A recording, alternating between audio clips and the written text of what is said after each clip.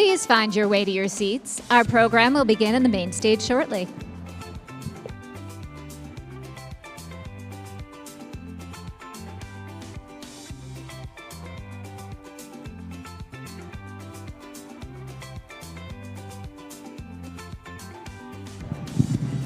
Please find your way to your seats. Our program will begin on the main stage shortly.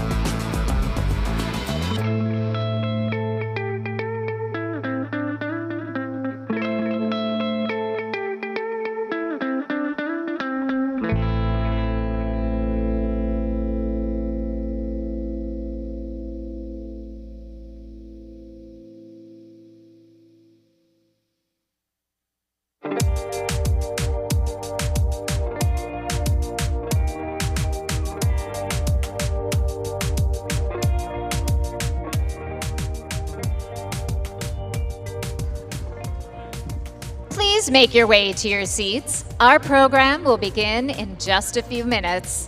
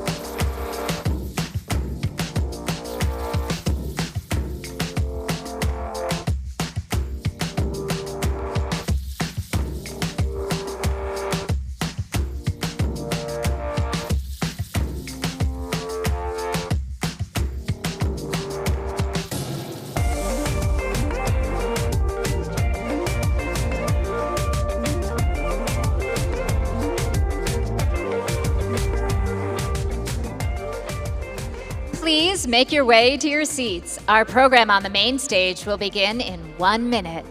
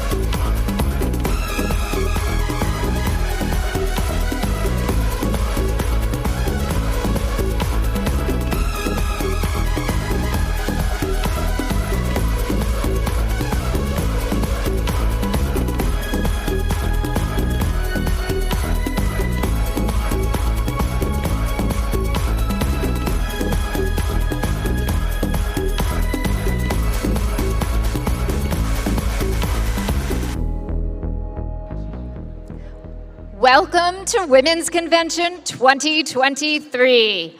Our program begins now.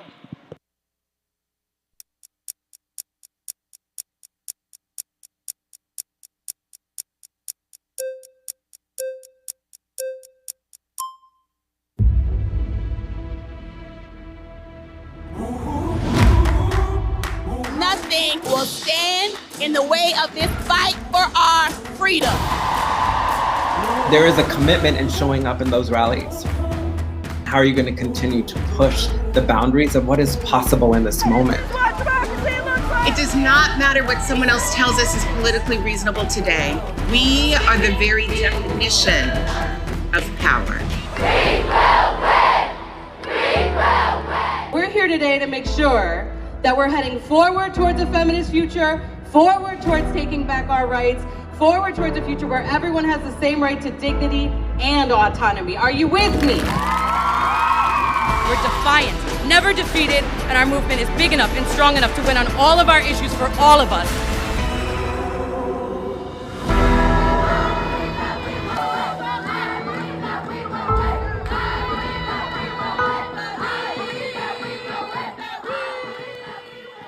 She's a social, economic, and racial justice movement leader currently serving as the director of the Frontline and as the board chair of Women's March Network. Put your hands together for our host, Tiffany Flowers.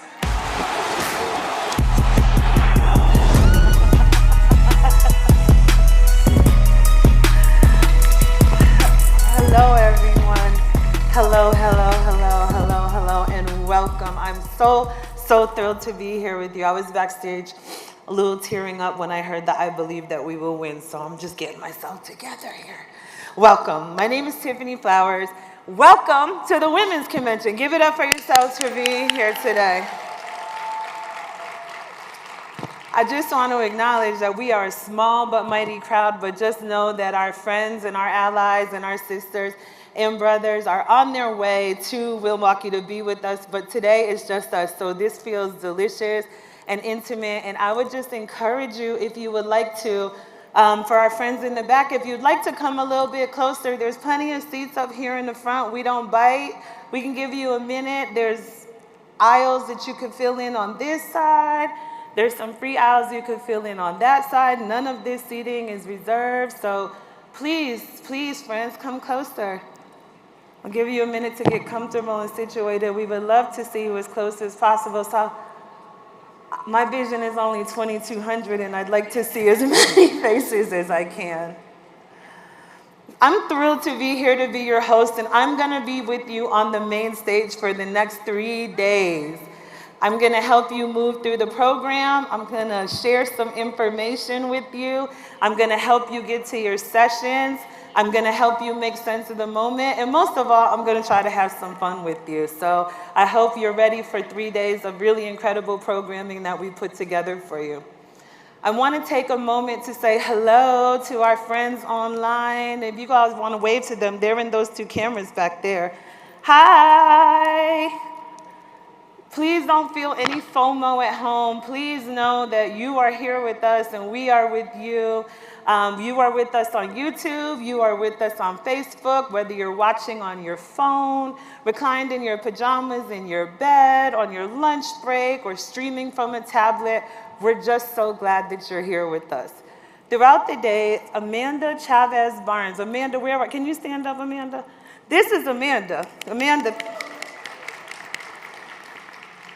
Amanda is the Senior Director of Programs at the Women's March, and Amanda's keeping an eye on the chat, friends at home. So Amanda is going to be integrating you in. Amanda's going to be sharing the things that you're saying at home with us. So again, please don't think that we don't feel you and you're not with us, because you are right here. We also, want to make sure that everyone can enjoy what's happening here. So if you guys will give me a minute, I'm going to just run through the ADA stuff for all of our friends. Cool. So a couple of things. There is ADA seating throughout the front of the auditorium. So if at any point you need an accommodation, please just step forward, speak to somebody in the audience, and we're gonna do everything we can to make sure you're as comfortable as possible. There are also, there's also ASL interpretation on our main stage sessions. This is our friend here who is providing our ASL interpretation. Our main stage sessions will also have Spanish translations available, and you can listen by dialing in. If you're at home, friends, take a second and write this down, or text it to yourself. I mean, that's what I would do, but 262-586-4671. And when you call in, if you don't mind, please mute yourself so that everybody can hear. Again, the number is 262-586-4671. And just a reminder, if you didn't get to go to the Renaissance tour, maybe you didn't get to practice the mute challenge, but this is your chance if you're online. Please mute yourself when you get in the room. Excuse me. Whether you're in the room or watching from afar, we really want to know what's resonating with you. I've seen some of you taking pictures so far. I've seen you clicking. Maybe you've been texting, typing, TikToking. Could you please make sure that we can be a part of your memories? So we have live interactive photos going on for the people at home and the people that are watching on YouTube. And so if you hashtag your photographs with Women's Convention 2023 or Still the Resistance, we'll make sure that we include you in our programming. So maybe your photo will appear at a kiosk, maybe it'll come up on the screen, perhaps it will welcome friends, come on into the front, be as comfortable as you want. Wherever you want us to put, wherever you put that hashtag, we'll be able to share your photograph with our friends around the world who are interested in watching the convention. So please make sure. Next, I just want to acknowledge the board, put on my board hat and acknowledge our sponsors. They're up on the board, or they're coming up on the board. These are the incredible people who help make this possible. Without their help, their support, their input, their money, we wouldn't be here today. So it's really important to make sure that we acknowledge and give thanks for our sponsors. Thank you for sharing in our gratitude. Thank you.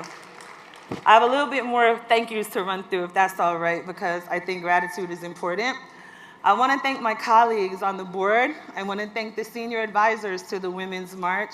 I want to thank the host committee here in Milwaukee. Thank you so much for everything you've done to make sure that we're all so comfortable so far. The Stamp Event Company, all of the vendors who you've seen around the meeting hall, and our social justice city exhibitors, and our amazing volunteers. And again, it's really important to say, without all of the effort that went into these people, all of the effort that these beautiful people put in, none of us would be here. A lot of gratitude I want to share right now today, and you'll hear me do it throughout the weekend, for the staff of the Women's March. It is an incredible group of people. Could we give it up for them, the staff of the Women's March?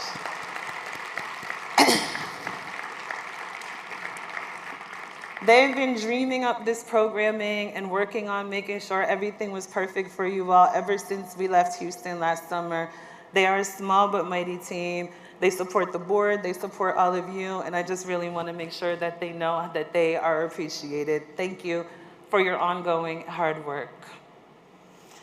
So, we're thrilled to be here in Milwaukee, and I really want to thank the city and give a special shout out to the workers here at the Baird Center. Again, another group of phenomenal people who've gone above and beyond around the clock to make sure we could all be here together and safe and happy. And if there's anything that they can do or we can do to make your time here in the Baird Center comfortable, please do not hesitate to let us know. Last but not least, the thank you is to each and every one of you. I know that this is a crazy world that we're living in. This is insane times that we are all navigating. We have responsibilities, we have loved ones, we have homes, we have debts, we have lots and lots and lots of things on our minds. So as the president of the Women's March, I really want to say thank you. It's making me feel emotional. Thank you. No. Thank you. I really want to say, I know that each and every one of us enters this room with a bunch of things and a bunch of people and a bunch of stuff on our shoulders. So thank you for finding this time to be a priority. Thank you for making the financial commitment. Thank you for making the time commitment. And what I want to promise each and every one of you is that we have put a lot of work into making sure that this commitment is worth it to you. So thank you all.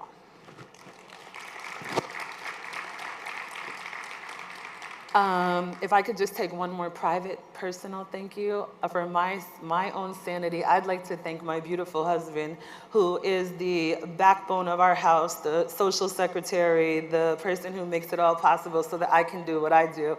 Thank you, Alan, for being here and just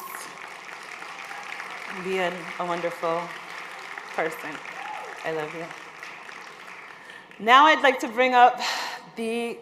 invite the Executive Director of Emerge Wisconsin to the stage for our land acknowledgement. Please put your hands together for Arvina Martin. Thank you. So far, so good. Yeah, so good. So I think did the shirt cover it? I need you to cover over it. Okay. I don't know. Oh. Are you using the podium? Or No. Oh, here we go. There we go. Ha, Hochan Karazara, Hohamchi Kerewiga, Mahite Razara Arvina Martinga. Hello, my Ho-Chunk name is Hohamchi Kerewiga. That means the lightning in the distance. And my English name / government name, whatever you want to call it, is Arvina Martin. I am an enrolled member of the Ho-Chunk Nation, and I'm also Stockbridge Munsee. I stand before you today as a daughter of the indigenous peoples whose footsteps have marked these lands for generations. We are gathered here on the ancestral lands of the Potawatomi, Ho-Chunk, and Menominee peoples along the southwest shores of the Michigami, where the waters converge and life endures. We recognize that this meeting place, Milwaukee, is a testament to the resilience and the spirit of the Anishinaabe, Ho-Chunk, and Menominee, as well as the Oneida and Mohican nations. Sovereign nations with rich cultures, languages, and histories that continue to pulse through this land. Here at the confluence of the Milwaukee, Menominee, and Kinnickinnic rivers, we pay our respects to the elders past and present and extend that respect to all other Indigenous people who are here today. As we convene for the Women's Convention, we acknowledge the enduring relationship that exists between these communities and their traditional territories. The journey that we embark upon today is built on centuries of resilience, wisdom, and deep understanding of this land from the Indigenous women who have lived, worked, and nurtured their families here for countless generations. We are reminded that the very fabric of this land carries the stories of struggle and survival, of belonging and identity. We honor the legacy of those who have fiercely protected their culture and heritage against the tides of colonialism and recognize the intergenerational traumas inflicted through systemic injustices. In this spirit, we commit ourselves to learning, listening, and advocating for a future woven with the threads of justice, equity, and mutual respect.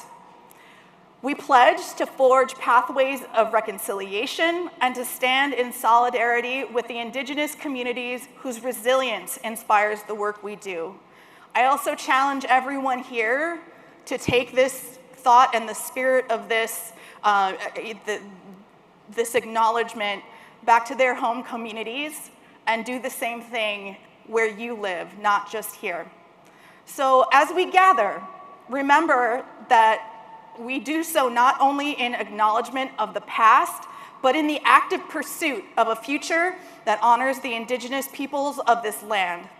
We are here because of the strength of women, Indigenous and otherwise, who have fought and continue to fight for a more just, compassionate, and more inclusive world.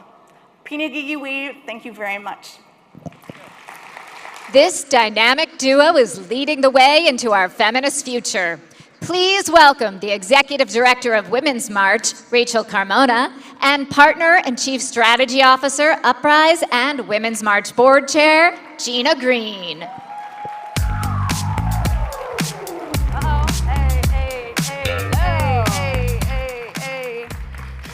Good afternoon. Well, thank you. Gina's from the South. She's expecting an actual answer to that. Exactly. Welcome to the 2023 Women's Convention. This weekend, we are coming together to grieve, to rage, and to strategize how to build our way to a feminist future that allows us all to thrive. Before we begin, we'd like to hold a moment of silence to honor the dead and the missing in Israel and Palestine.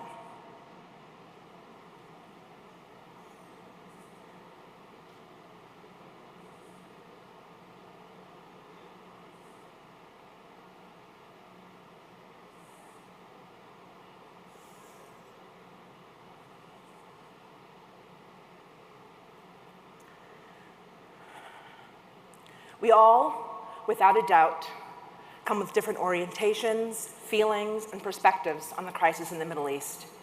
But one thing I think we can all agree on is that vengeance is not a strategy.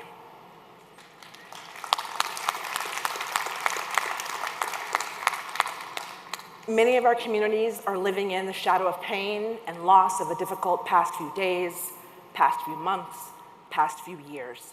Most of us come here, however, because our communities have never known true justice or liberation. As Martin Luther King Jr. said, the moral arc of the universe is long, but it bends toward justice. These times are ours to exercise leadership. These times are difficult. They require nuance, sharp politics, and a willingness to put your ego aside in service of the work. But because the arc of the moral universe may bend toward justice, it's only because we are pushing it together with all our might. And this do not is get the it work. twisted. This is This the is the work. This is the work. And make no mistake, we have been working. I know many of you all in your communities have been working. I am glad to join you today. We have been working in Wisconsin. I'm from Milwaukee. Happy to come back home. Let's hear it. Some of y'all are old enough to remember Ya Ya Milwaukee from the radio. Over the past year, our movement, including all of the organizations who have co-created this space with us, have seen Justice Janet elected to the Supreme Court. One more time. One more time. Our movement has driven the campaigns that advanced abortion access in California, Michigan, Vermont, Kansas, Kentucky, and pretty soon where? Ohio! We've mobilized with our people to fight back the attack on mifepristone, and we're going to stay in these streets, not just on abortion justice, not just on reproductive justice, but on all the issues that matter to our communities, because we are enough to win for us all. Can I get an amen to that? One more time. Can I get an amen to that? Listen, Women's March is small but mighty, and I know that it's a Friday. People are still working. People are still coming in, so y'all going to have to give me enough energy to fill the whole room until the rest of the people get here. You know how it is. We stay making $1 out of 15 cents in this movement. One of the grounding questions that we talk about a lot is what time it is. What time it is on the clock of the world, what time it is, you know, in our movement. And for all of us, for democracy, for our movement, the hour is late, my friends. It is late. It's late, but back in the day, Martin Luther King Jr. also said that we are now faced with the fact that tomorrow is today. Mm-hmm. We are confronted with the fierce urgency of now. And in this unfolding conundrum of life and history, there is such a thing as being too late. There is no time for apathy or complacency. This is a time for vigorous and positive action. So we are here today, this weekend, to build together and deepen our commitment to the work and each other. We are here all holding different things going on in our lives, in the world, in our hearts, in our heads. Those of us with faith might recognize the idea that faith without works is not real. Those of us who are organizers may have heard it called a different way, that we have to organize with the head and the heart and our hands. So this weekend, we're going to challenge our heads, we're going to heal our hearts, and we're going to get to work with our hands. So the first thing that I want to ask you to do right now is take a look around this room. I always tell people, no one's coming to save us. The people who are in this room are just the same everyday people who did the work now, who've done the work in the past. It's not actually standing at the podium that makes change. It's the people who stuff envelopes, the people who volunteer for a shift. It's the people who do the real work. How many people here have heard of the Montgomery bus boycott? How many of you all heard about the people that did shoe drives as people were walking holes in the bottom of their feet, their shoes, you know? So it's the unsung hero, the unsung work, many times women who do the actual work of this movement. Most times. Like Gina's like, keep it straight.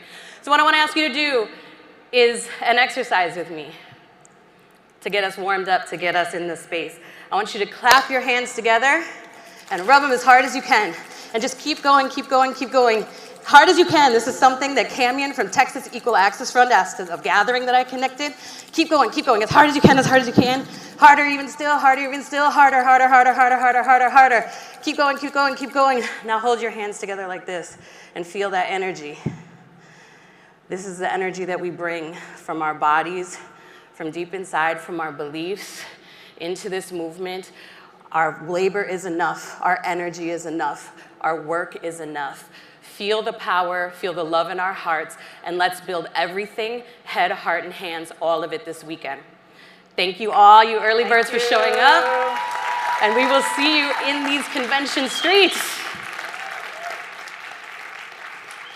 Yes, friends, yes. Okay.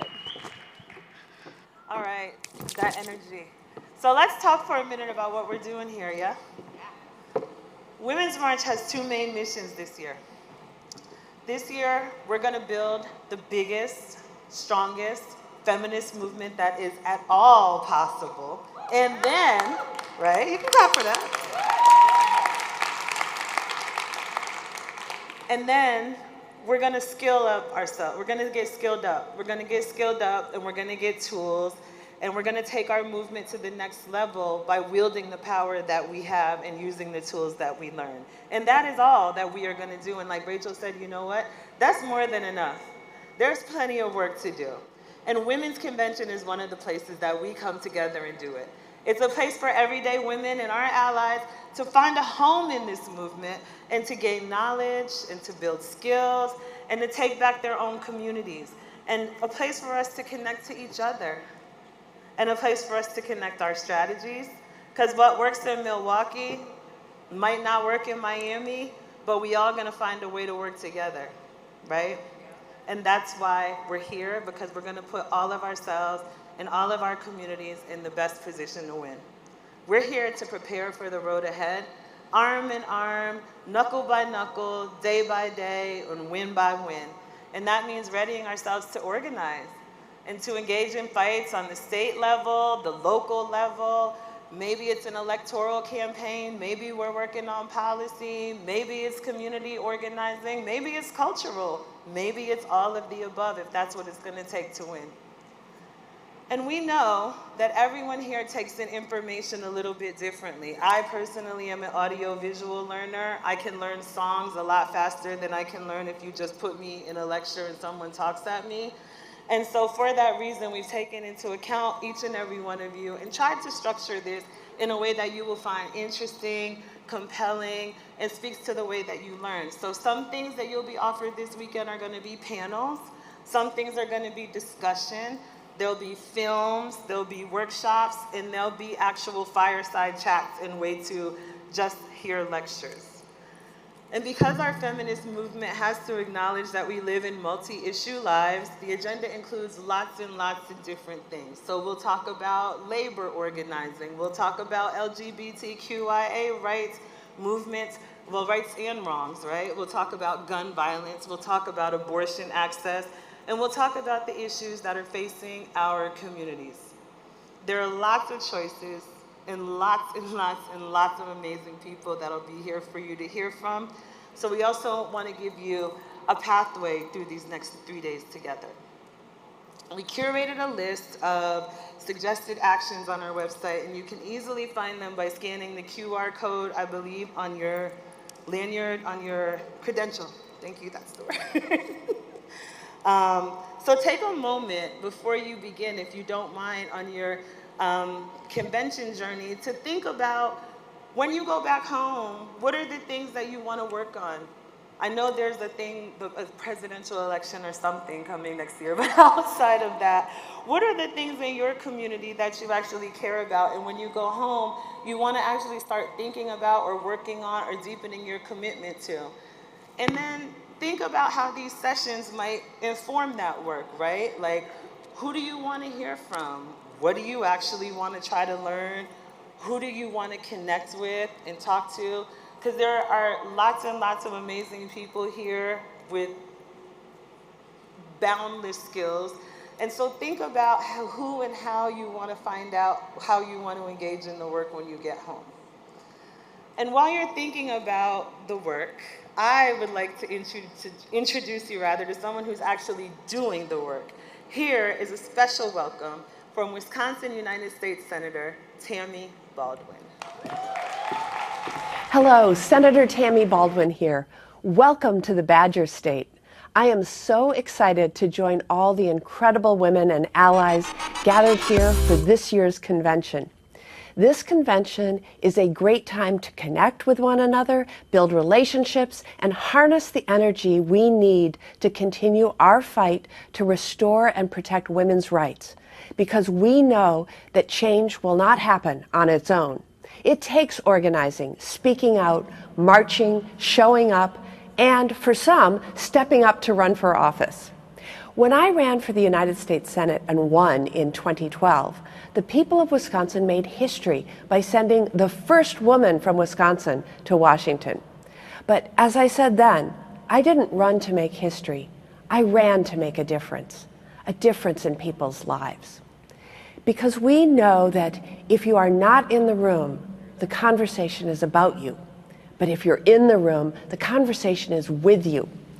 Women have said loudly and clearly that they are done with the conversation being about them, and it is time that we have our voices heard. 50 years ago, a mere 15 women served in Congress. Today, more women than ever are walking the halls of Congress, with 153 women serving. We've come a long way, and we should be proud of the progress we've made. But we cannot mistake progress for victory. As a country, we can and must do better, whether it is fair and equitable wages, freedom to control our bodies, or having seats at the decision-making tables. We have work yet to do. And I'd be remiss not to mention the very fight for women's rights right here in Wisconsin. After an activist United States Supreme Court overturned Roe versus Wade, stripping away women's constitutional right to abortion, women in Wisconsin fell under a criminal abortion ban passed in 1849. Let me say that again, 1849. This pre-Civil War era law was devastating for the health, safety, and future of millions of women across the state. While we notched a win in Wisconsin to restore these rights for the time being, we know the fight continues as extremist politicians want to ban abortion nationwide. I am proud to be leading the measure in Congress to protect a woman's right to control her body and return the life-altering decision to have a baby back to women and their doctors instead of politicians and judges. So my message to all of you today is keep standing up, speaking out, and fighting back, and I'll continue doing the same in Congress. Together, we will ensure every woman has access to the health care, opportunities, and freedoms that we want and deserve. Thank you, and have a great rest of your convention. Please give a warm welcome to trans showgirl, Princess Janelza.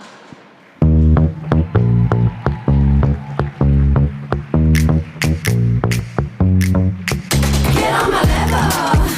Walk that walk and I talk that talk. Get on my level. Staring this up cause I want what I want. Yeah, I'm a rebel. I'ma do what I do and try to keep up. Ain't no one better. So get on my level. Make those moves. I'm feeling it, no stopping it. I can't lose. When I'm dealing it, I'm dropping it. I'm the realest, no doubt in it. I'm about the biz, count on it. Under the pressure, winning and pleasure, we go together. Fame and desire taking me higher, light as a feather. Get on my level. Walk that walk and I talk that talk. Get on my level. Staring and stop cause I want what I want. Yeah, I'm a rebel. I'ma do what I do and try to keep up. Ain't no one better. So get on my level. How's it going down there? Cause the weather up is real nice. In my bag, fill it up, I don't even gotta check the price. Work it, take it, slay it. I don't fake it, I don't play it. If you buy it, I'ma break it. Better play nice. Nah, I'm alright. Under the pressure, winning and pleasure, we go together. Can you hear me? Make some noise! Oh, I didn't tell you to stop. Yes, it's quite the journey up these stairs. How are we doing, Milwaukee? It is an absolute honor to be here today celebrating women. Make some noise for you all. Yes, because I won't hold you too long because we have a lot of other fabulous speakers today. But I want to say, like I said, it's an honor. As a trans woman, there are many powerful women that I've always looked up to have helped me make the journey to transition. So I just have to, like, I don't know, being a woman means more than just being beautiful and stunning and gorgeous, because that's a given. You are all looking beautiful. It is about having strength and like what I've been listening to, being a community and holding each other together and knowing that together we are stronger than individually, and it means a lot that you guys have allowed me to be here with you today. So thank you.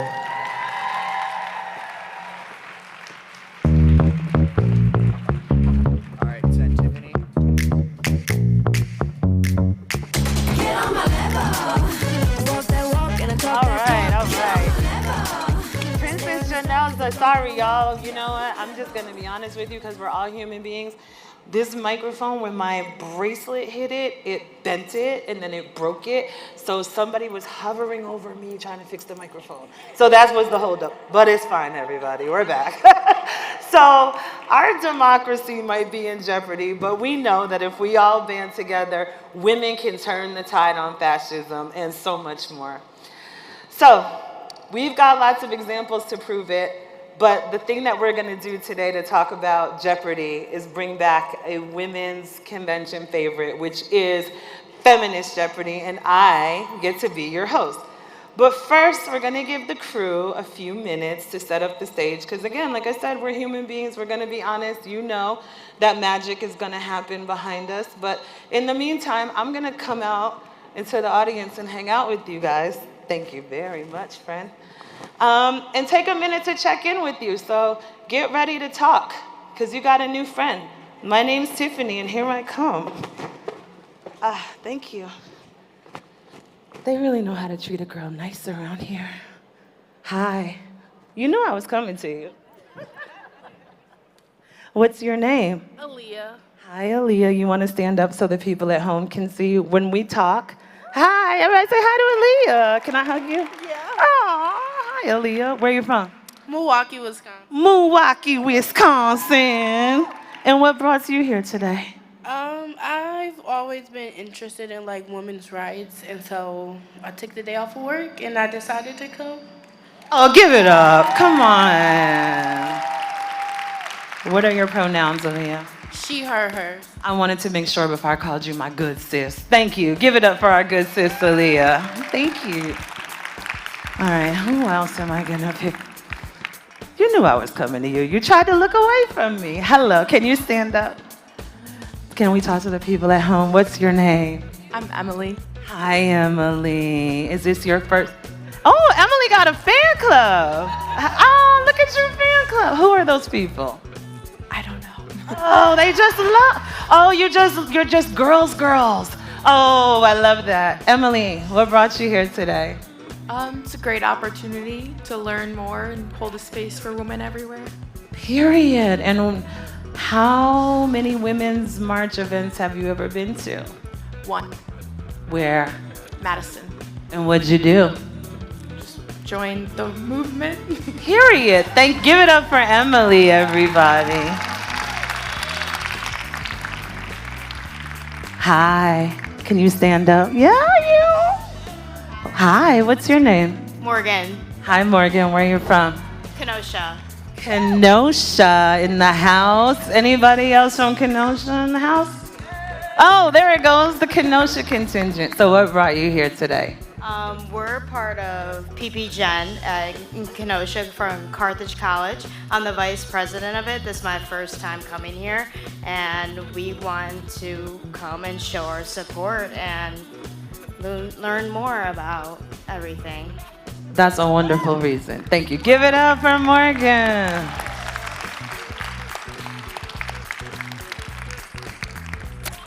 Every time they try to look away from me, could you stand up, please? What is your name? Brenda Williams. Hi, Miss Brenda Williams. And where is Miss Brenda Williams from? Tampa, Florida. A traveler. You want to wave to the people at home? The people in Florida. And what brought you here, Miss Brenda?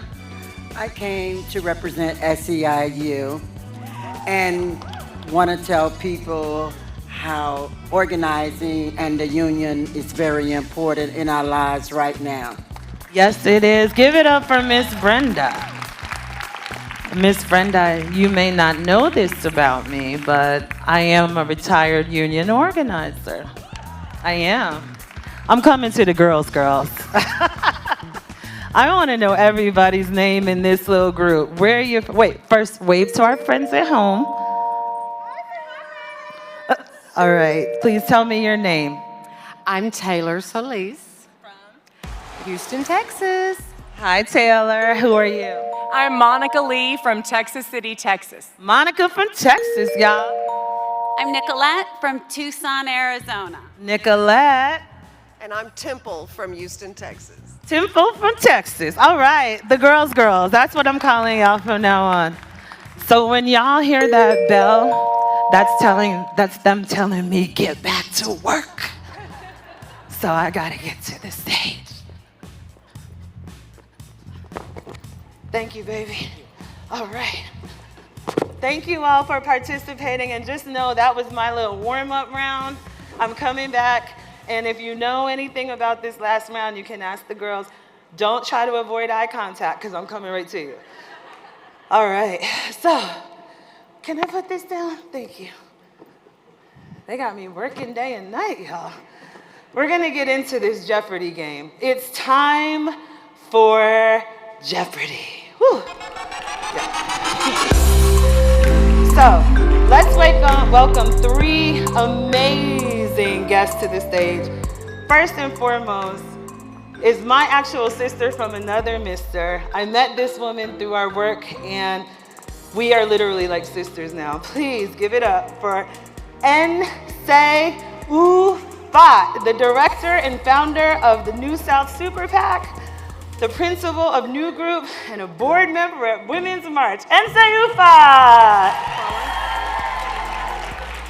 Next, we have Gina Green. Gina is a partner and chief strategy officer at Uprise and the Women's March board chair. And you saw Gina a little earlier. Hey, Gina. Woo. Last but not least, we have Emily Martin. Emily is the Vice President for Education and Workplace Justice at the National Women's Law Center. Hey, Emily.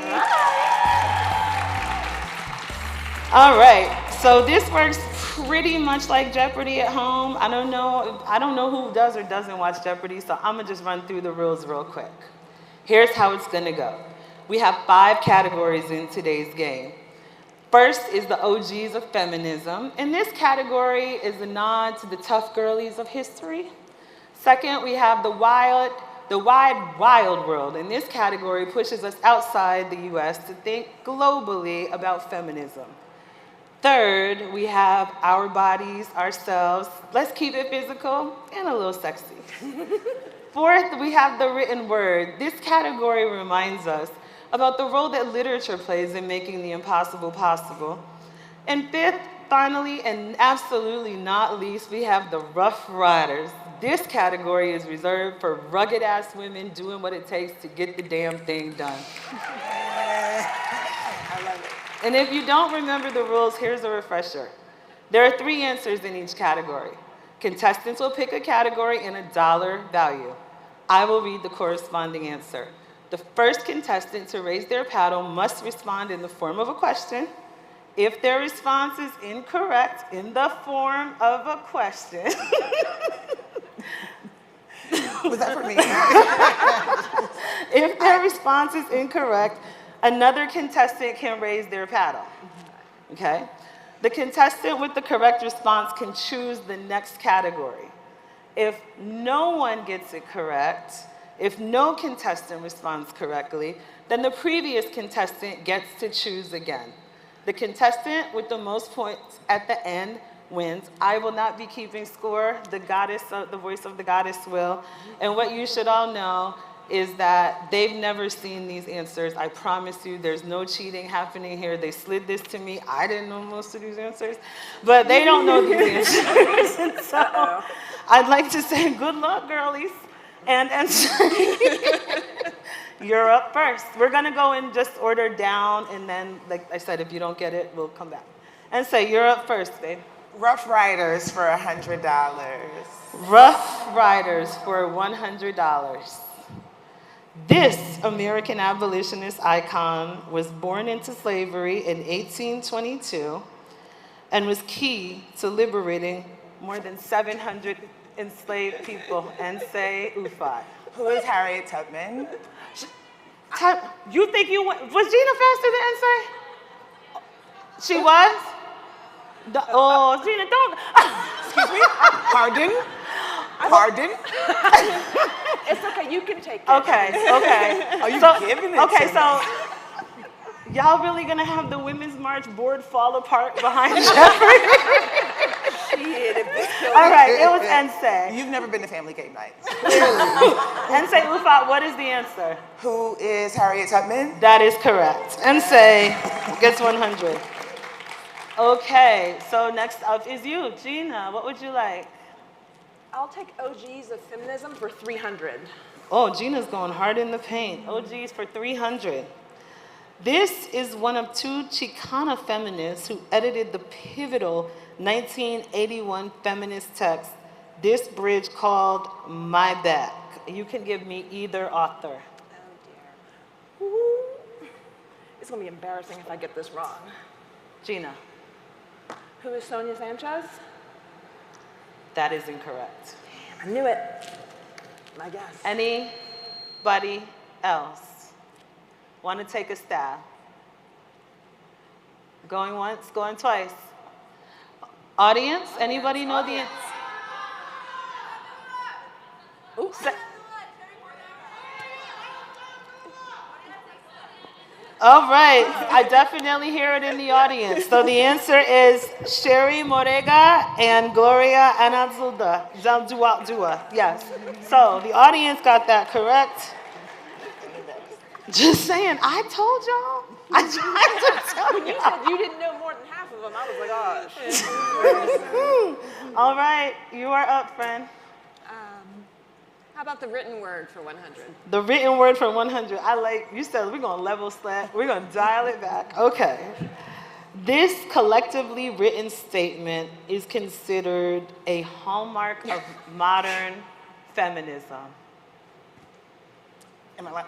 What is the Combahee statement? Combahee collective statement? That is correct. Yes. And say Ufa. All right, you are also the next contestant. I would like the Wide Wild World for $200. This Kenyan eco-feminist and founder of the Green Belt movement was the first African woman to win the Nobel Peace Prize. Yes, Gina. No, oh no, I was thinking. This was me thinking in embarrassment. And so you got the whole continent on your back right now. Why was she my profile picture for like a solid year? I hate everything right now. Friends. I told you you'd be challenged. I tried to warn you. I play fair. I know. All right. Anybody in the audience want to take a stab at this? That is correct. The answer is Wangari Maathai. Thank you, audience member. Where's the trap door? Where is the chopper? The trap door? The trap door. You just want to fall through. I understand. We should invite audience members up. Yeah, I know. Who wants to pick an audience member to swap with? Gina. Our bodies ourselves. Our bodies ourselves, which? For 200. For 200, okay. This Jewish political activist and writer was famous for saying, if I can't dance, I don't want to be part of your revolution. Gina was up first. Who is Emma Goldman? Who is Emma Goldman? That is correct. You are up, friend. Oh. Let's try Our Bodies, Ourselves for 100. Our Bodies, Ourselves for 100. This Mexican... Did we all go up I don't read as quickly as you, apparently. All in unison. Okay, one, two, three. Who is Frida Kahlo? They all win. Okay. So we all get those points. But I feel like that's the feminist way to do it. Everybody get $100 for that? Yes. Okay. All right, Gina, you're next. Oh, did you? No. No, I went. Oh, it's insane. Sorry. I would like OGs of Feminism for $200. OGs of Feminism, $200. This Boston-based group issued a famous statement that is considered a foundational text of Black feminism.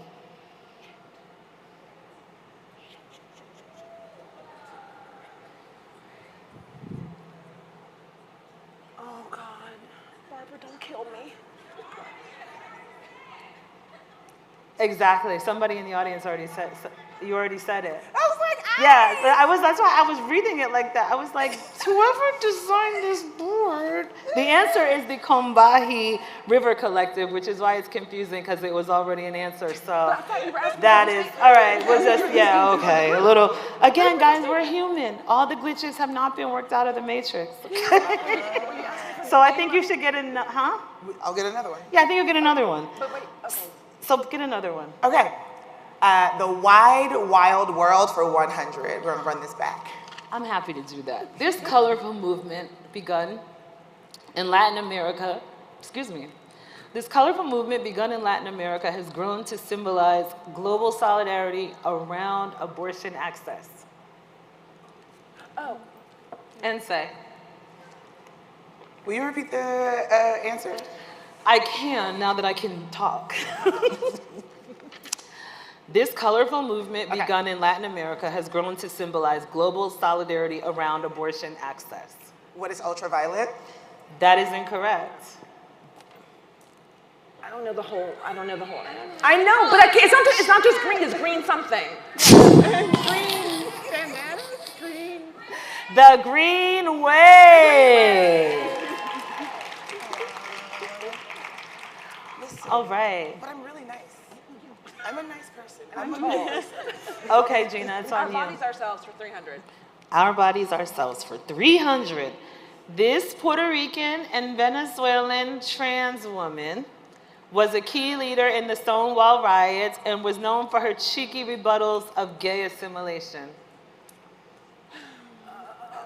Multiple choice. No.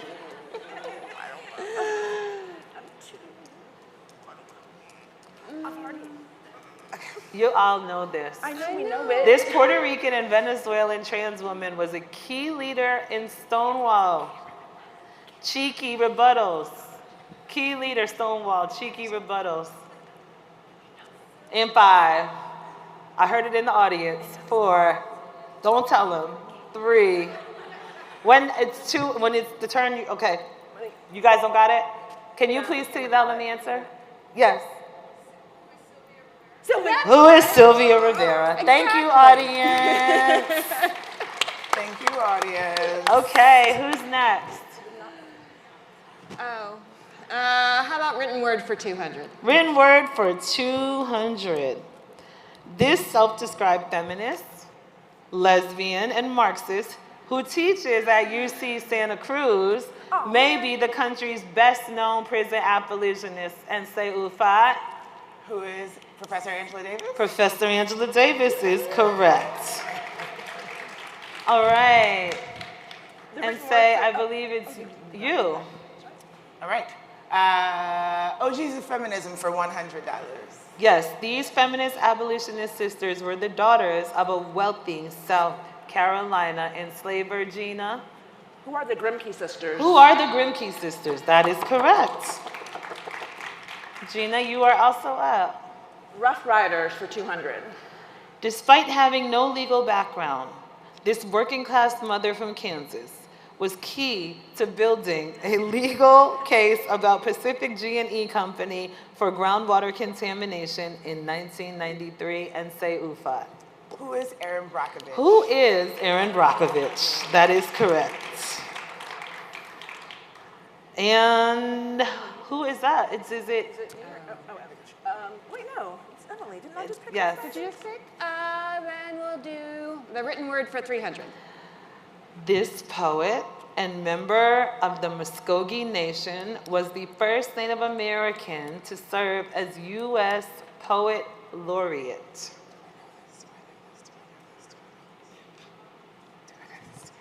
Is that you thinking, or is that you? This is my shame face. Shame face. Got it. Embarrassment. In 5, 4, 3. Does anyone in the audience know? Time out. Audience member, please share with us. Joy Harjo, that is correct. Oh. Thank you, audience, again. I did not know that one straight up. And there's 2 left. Yeah, so it's on you, and say? I'm going to go with Rough Riders for $300. This feminist and social activist from Detroit brought to life her theory of evolution, not just revolution. Evolution, not just revolution. That's super clever. I'm with it. She was smart. As a theory, as an approach to building power. Makes a lot of sense. Anybody? Okay, this side of the stage has nothing. Would the audience like to chime in? Grace Lee Boggs is correct. Good night. There's still one more, No, friends. you all are watching us learn in public. That's I all. should have done Family Feud. I'm learning here. And the final answer is, on her death in 2005, this civil rights activist became the first woman to lie in honor in the U.S. Capitol, and say? Who is Rosa Parks? That is correct, my sister. Friends, I'm going to ask the voice of our goddess who the winner is. The audience, for sure.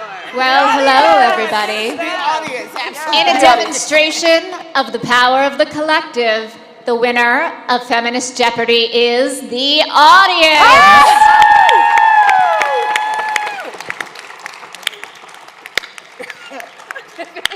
That's amazing. That's wonderful. And the plot twist, we power. never saw coming. We're stronger together. They definitely did not tell me to include the audience, but I wanted to support my sister. Thank you, audience, for your participation. Friends, and let's give it up for our sisters learning in real time, just like all of us. We really, really, really thank you to all 3 of our contestants. You may exit stage left, and we thank you for your time. Women's March board members, we love you. Don't go away, man. Oh, they look so sad. All right, friends, thank you so much for joining in. That was an impromptu, thank you. That was an impromptu way to get to know each other and what we know about feminist history and the world. So now, I'm gonna show my age a little bit. How many people in this room actually remember the game Let's Make a Deal? Okay, so you 2 are looking at me like, what is she talking about? How adorable. So I'll explain it to you.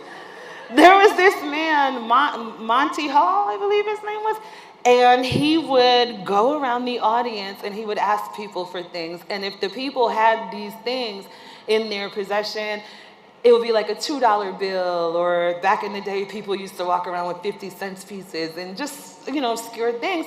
He would give them a prize. Well, that's exactly what I'm gonna do right now. So start looking in your pocketbooks, because I'm gonna start asking y'all for stuff.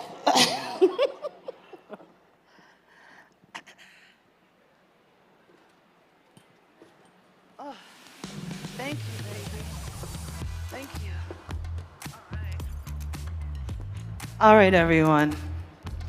So you know, the Women's March is all about inclusion and interesting people. And so we're gonna have this feminist treasure hunt, and here's how it's gonna work. I'm gonna ask for something. If you have said thing, raise your hand. The first person to raise your hand, I'm gonna run to you and retrieve said thing. And if you have it, I'm gonna give you one of these little gift cards.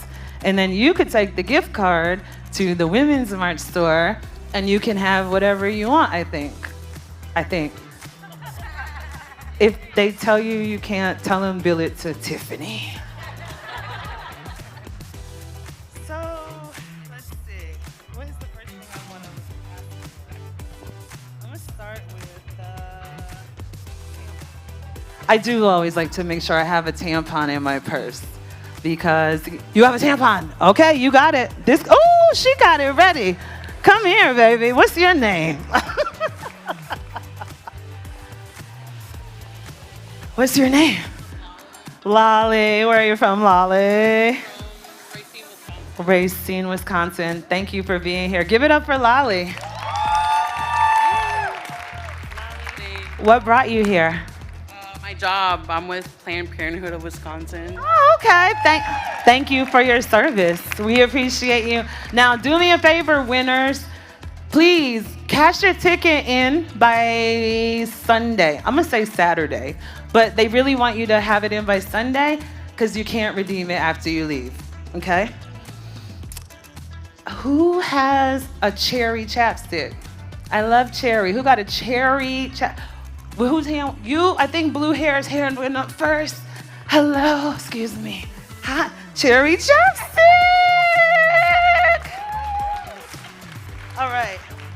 Here's a gift card for you. And what is your name? I'm Charlene. I'm Charlene. I'm a mental health therapist. And I use Dungeons and Dragons as a therapeutic tool for adults. And what brought you here? Well, I was gonna say, my only employee told me about it. Thank you, only employee. Enjoy your gift. All right. I'm curious if anyone has a stick of gum, because sometimes you gotta stick it. I saw your hand first. You get it. Sorry, I saw her hand first. All right, where's my gum? Oh, and it's a stick. It's a stick. Okay, you got it. And what's your name? Please stand up. Let's say hi to the people at home. Hi, I'm Deb Catalano. Deb, where are you from? Denver, Colorado. And what brought you here, Deb?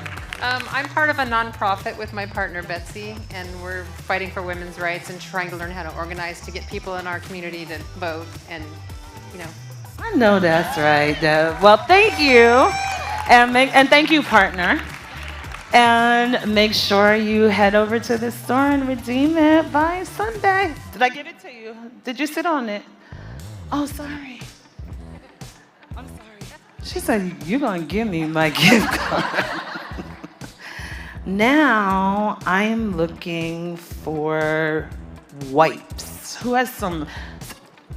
Right in my sight line. Okay, the wipes go to this friend here. Show me my wipes.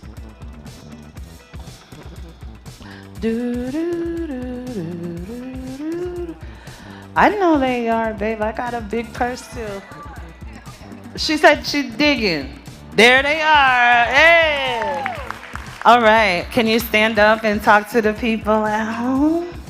What's your name? Hi, Beth McKay Hannigan. Hi, Beth McKay Hannigan. Where are you from? Chicago. And what Chicago's in the house. So what brought you here? Well, being from Illinois, you can't do much. I mean, it's already happening, and so I just kind of come to Milwaukee to do my activation or whatever. And they love you for it. Well, it's getting better. I mean, when I first came up here, they're like, what are you doing at my door? But now? Now it's almost to the point that coming to Milwaukee is almost like being in Illinois. So now I'm kind of looking to push farther. I tried to go to Ohio one time and they screwed me around so bad. I was waiting for the bus to pick me up and they were like, we didn't tell you there was a bus. Well, you're here today. I know, I got my own car. Got your own car today, that's why. All right. Here's your gift card. Thank you, and don't forget to retrieve it. Now, this is actually quite niche because it's about me truly and personally. Does anybody have Boss Lady lipstick by the Lip Bar? It's this color I'm wearing right now. I'm being really serious. If you have that, I will give you a gift card because I need to refresh my lips. No? No? Okay. You have the Lip Bar Boss Lady? Oh, no, I need Boss Lady, baby. I'm sorry. Okay, let's see what else we could think of. Who has a $50 bill? Let me see.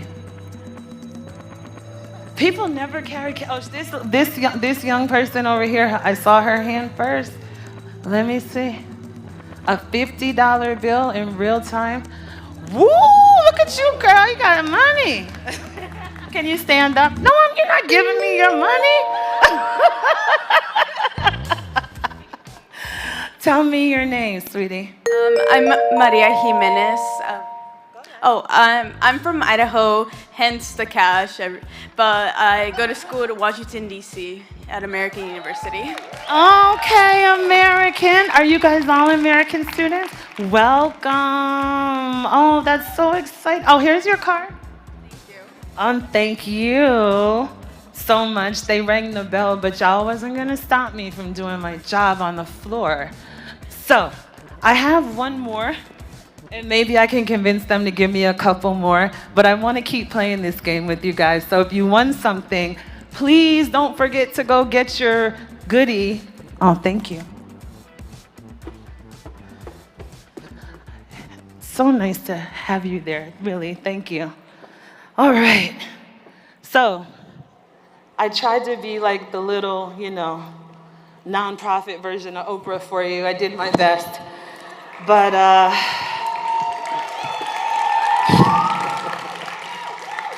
it's gonna be a long 3 days with me, y'all. I'm just here to tell you. But seriously, there is one more gift in the audience, and I do have one more prize to give away. So the lucky winner of this prize will actually receive your hotel accommodations and your attendee ticket to the Women's March in 2024, because we're always looking ahead. So the Oprah way that we did this is we put a golden ticket under somebody's chair. So you gotta look under your chair. It's gonna be taped, I believe, to the under part of your chair.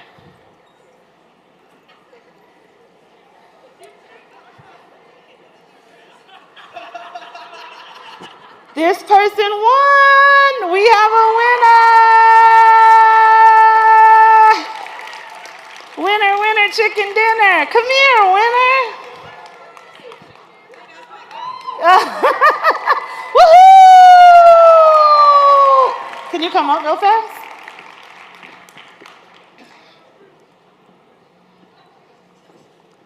Look at this winner. Congratulations, winner. What's your name? My name's Arush. Arush, what are you doing here? I am a high school student from New Jersey, and I'm repping Generation Ratify, which is the youth-led movement to ratify the Equal Rights Amendment, and we have a workshop tomorrow at 10:50. Everyone should come. Yeah. Oh my goodness, thank you so much. Can we get a picture? Yeah, for sure. All right. Hold on. I'm silly. Thank you so much. Enjoy. Oh my God, that's so exciting. So now you get to bring back more young people next year because you come for free. So then that somebody else gets paid for it. Look at that. All right, friends. So you see they changed out the stage a little bit. And all I'm going to say is I've been an organizer for a really long time. And if you do this work long enough, then you're lucky enough to make friends. And if you do it long enough and well enough and you treat people good enough, then you're lucky enough to make family. And some of the people that are on their way to the stage right now are people that I'm very, very proud to call my movement friends and my movement family. So please enjoy this panel with Scott, Ashley, and Aaron. I'll see you soon. Enjoy! She is beautiful. You're amazing.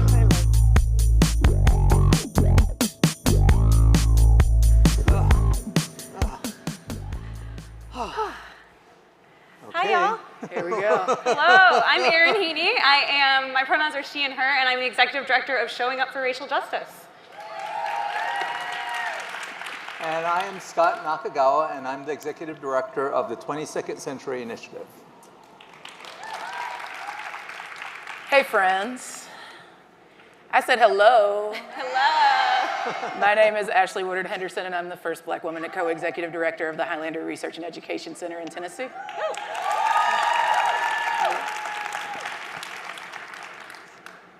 So anyway, the three of us are really thrilled to be here with you. The fact that you are here, whether you're in the room or with us online, means you have already committed to taking action to fight fascism and create a better and more equitable future. So what's the next step? We're going to spend this next chunk of time talking about how to equip yourself with the tools and knowledge you need for the crucial work ahead. But it's not just going to be us. Hopefully we'll be able to include some of you, because we know you have answers too. So let's see if we can work that in. Keep our fingers crossed. I believe in us. So, I forgot that I'm the one supposed to start. Yeah, you're kicking us off, Scott. So, Scott, where are we? What has led us to this moment, my friend? Okay, well, I don't know if I have the most complete answer, but earlier today, Rachel, the co-president, asked the question, what time is it on the clock of the world? And at the 22nd Century Initiative, we often ask that question at the beginning of meetings, echoing the words of the great Grace Lee Boggs, who would open meetings with that question in order to place people in an international and a global context in thinking about the work that they're doing. So where fascism is concerned, what time is it? Well, late, right? There is an organization called the VDEM Institute. It's a global democracy watchdog group whose statistics I often turn to when trying to measure where we are in terms of global autocracy. In 2022, they say 72% of the world's people were living under autocratic governments. That's an approximately 40-year high. What is more troubling, though, is that they reported that in 2021, 70% of the world lived under autocracies, and in 2020, 68%, and in 2029, just 66% did. We are in the midst of a global march to autocracy that is toppling democratic governments and constricting freedom of expression, undermining the quality of elections, and dramatically increasing government censorship in general and repression of civil society organizations in particular. This is happening all over the world. Today, direct dictatorship, these are places where elections are not competitive if they exist at all, rule 28% of us, while only 13% of us live in liberal democracies. And that includes the United States, where the liberal part of liberal democracy hasn't really been working for us, has it? So there is a promise here of liberal democracy, but the reality is that many of us have lived under the tyranny of majorities. So that's a really big challenge, right? In addition to all of this, 42 nations in the world are growing more autocratic, so the trend continues. The US is one of those organizations or countries, and we'll get to that. But what I want to make clear to you is that we will share some good news as well. It's not all bad news, right? We'll get to it eventually. But sadly, this is approximately what time it is. I think we need to put a bell on this hour and sound it like an alarm, because it's time for us to wake up and recognize that we need to do something about it. So the main means by which democracies are being toppled is ethnic and racial nationalism. That's happening all over the world, just like it is here in the United States with the rise of white nationalism. But while it's easy to think in terms of race, we always talk about white nationalism and we immediately go to race, race, race, right? We also need to take into account the role of gender, and in particular of patriarchy and misogyny in all of this. It is in some ways a more powerful trigger of grassroots action, and in particular of violence on the part of far-right groups. Far-right groups are responding to the idea that the United States, the fatherland, has been emasculated on the world stage because of globalization. They are responding to changing gender norms and sexual anxiety. The historical parallel for this is the period leading up to World War II, where Adolf Hitler was able to build a popular base in Germany, basically by appealing to people's anxieties about gender status, men's anxieties about gender status, and basically positing the idea that the German housewife was looking at German men and thinking less of them because they weren't keeping up with the American Joneses. So in all of this, you, feminists, are really critically important, right? That we need to keep in mind as we think about this. So what do you think about that? Yeah, I think we, in the wise words of Whoopi Goldberg, like, we in trouble, right? Any Southerners in the building? Hey. So none of this should feel particularly new to you, eh? If we're talking about the rise of the authoritarian right and fascists, how many of y'all are like, yeah, I live in a trifecta state? It's me. The right controls the governor's seat, they've got the House, they've got the Senate, our federal electeds are all these Neanderthals that want to prove that government can't work, right? Because that's the plan, right? They're not elected because they want to govern well. They're elected because they want to prove that governance cannot work, right? Because if I'm wrong, you got to tell me, right? For the sake of solid strategy, we need to actually have a concrete assessment of the concrete conditions here. And it's easy to talk about all the ways that the right got us here because they're the perfect bad guys, right? They're not particularly smart. They're not particularly innovative. They've been doing this same fascist playbook for a long time. But what might be more difficult is to talk about the contemporary construction of our organizations, of our progressive and left and feminist movements to be able to do something about fascism. So I want to ask you a question. You ready? I'm going to ask you a question. Are you ready? Yes. If I asked you what fascism was, could you tell me? Okay. If I asked you what imperialism was, could you give me a general explanation of it? All right, I'm just, for folks that are in the front that can't see the back, it's no hands, right? So there's just some of this stuff that we just haven't really studied, but we are maybe living every day, right? The thing that's scary to me about fascism is that by the time we can note that it's happening, they're already 50 years into a strategy, right? Y'all know that, right? So my friend Ajaris Dixon, who many of you probably know, and also Shiro worship because Ajaris is amazing, wrote an excellent article about the fascist playbook. So if you're taking notes or even want to get your phone out real quick, I'm going to give you the name of the article for your own self-study. It was in Truth Out, so you can go to truthout.org to find it. And it was called Fascists Are Using COVID-19 to Advance Their Agenda. It's up to us to stop them. Y'all know, ain't nobody else coming, right? You know that we are the ones we've been waiting for stuff. It's for real. And so Ajaris was making an argument that we've got to do something about it, but the best part, my favorite part about the article, is that she literally wrote what the fascist playbook is. Has anybody read this article yet? Just wave at me. Yeah, I see some hands. Okay. It's excellent. So I'm going to just really quickly, to sort of explain what is currently happening, use Ajaris' words to explain what I think is happening with the fascist playbook. So one of the first steps in the fascist emergency playbook is to use emergency, to use crisis, to restrict civil liberties, particularly the rights of our people regarding movement, their ability to literally be in different places, protests. Any Floridians in the house? Yeah, y'all know what it is when basic ass dissent gets criminalized. Freedom of the press, a right to trial, hello Cop City, and freedom to gather, right? The second is to use the emergency to suspend governmental institutions and to consolidate their power, reduce institutional checks and balances, and reduce access to elections and other forms of participatory governance. Any Georgians in the house? Yeah. I'm also from Tennessee, like they doing that. Like it's illegal to give water in the lines these days, right? To promote a sense of fear. Anybody feel scared? It's just me? All right. Promote a sense of fear and individual helplessness. Anybody particularly this week feel powerless? Particularly in relationship to the state. To reduce outcry and to create a culture where people consent to the power of the fascist state. To replace democratic institutions with autocratic institutions using the emergency as a justification for it. And to create scapegoats for the emergency. Any trans folks in the house?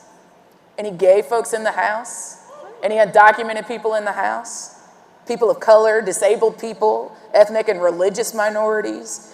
And they do that to distract public attention away from the failures of the state and the loss of civil liberties. The challenge with combating fascism is in part that we don't have a shared definition of what is happening, right?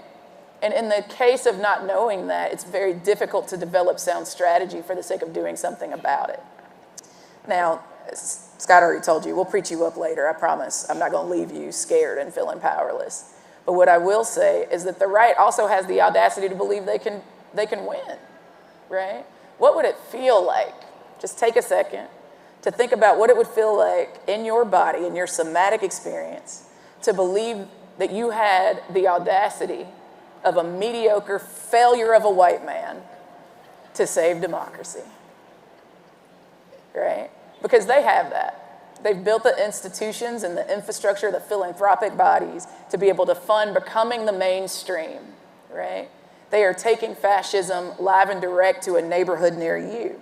They've built a project called Project 2025. Anybody heard of it? Wave at me if you've heard of it. This is the most people of any space I've been in the last 6 months that know anything about Project 2025. So kudos to the feminist movement. Project 2025 essentially is their roadmap. They're calling it, they literally are calling it their war plan, right? To basically absolve the federal government as we know it and put it all under the power and purview of the president. Would you want Ron DeSantis or Donald Trump to have sole power over the administrative bodies of the federal government? I mean, can we be honest? Would you want Joe Biden to have? I don't know anymore. That's the most honest answer I think I've heard. Yeah, probably not. Probably not. I don't even know if I think that I am a person that you should give that much power to, right? And I'll end here is that I think strategically we have an opportunity to ask ourselves the question as well about what's next for this country and who belongs to it, right? There's a reality that neoliberalism has failed. Even Joe Biden has said it out loud.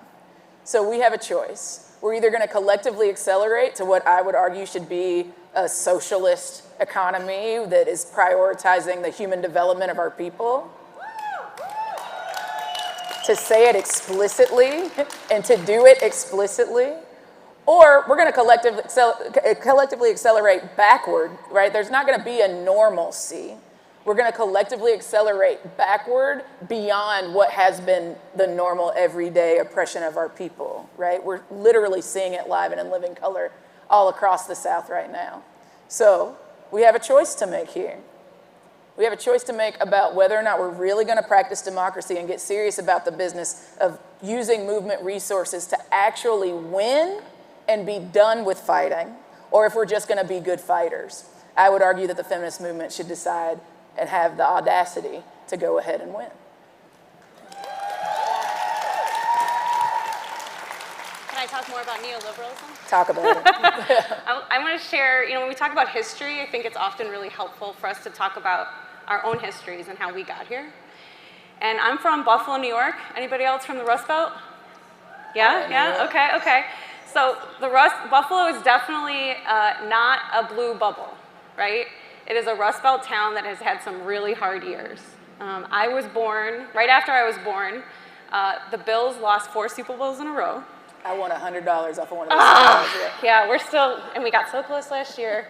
Yeah, we just can't win in Buffalo, which is part of what's informed my organizing, actually. Shout out to the Cowboys. But the other thing that happened when I was quite young was that the steel mills closed down. And almost overnight, like tens of thousands of people lost their jobs. And there was no plan. There was no plan to take care of our people, right?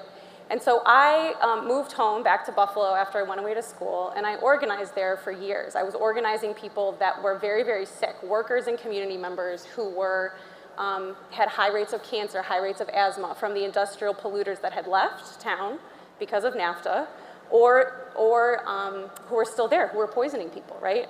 And we won a lot of campaigns. We won a lot of really good, powerful things.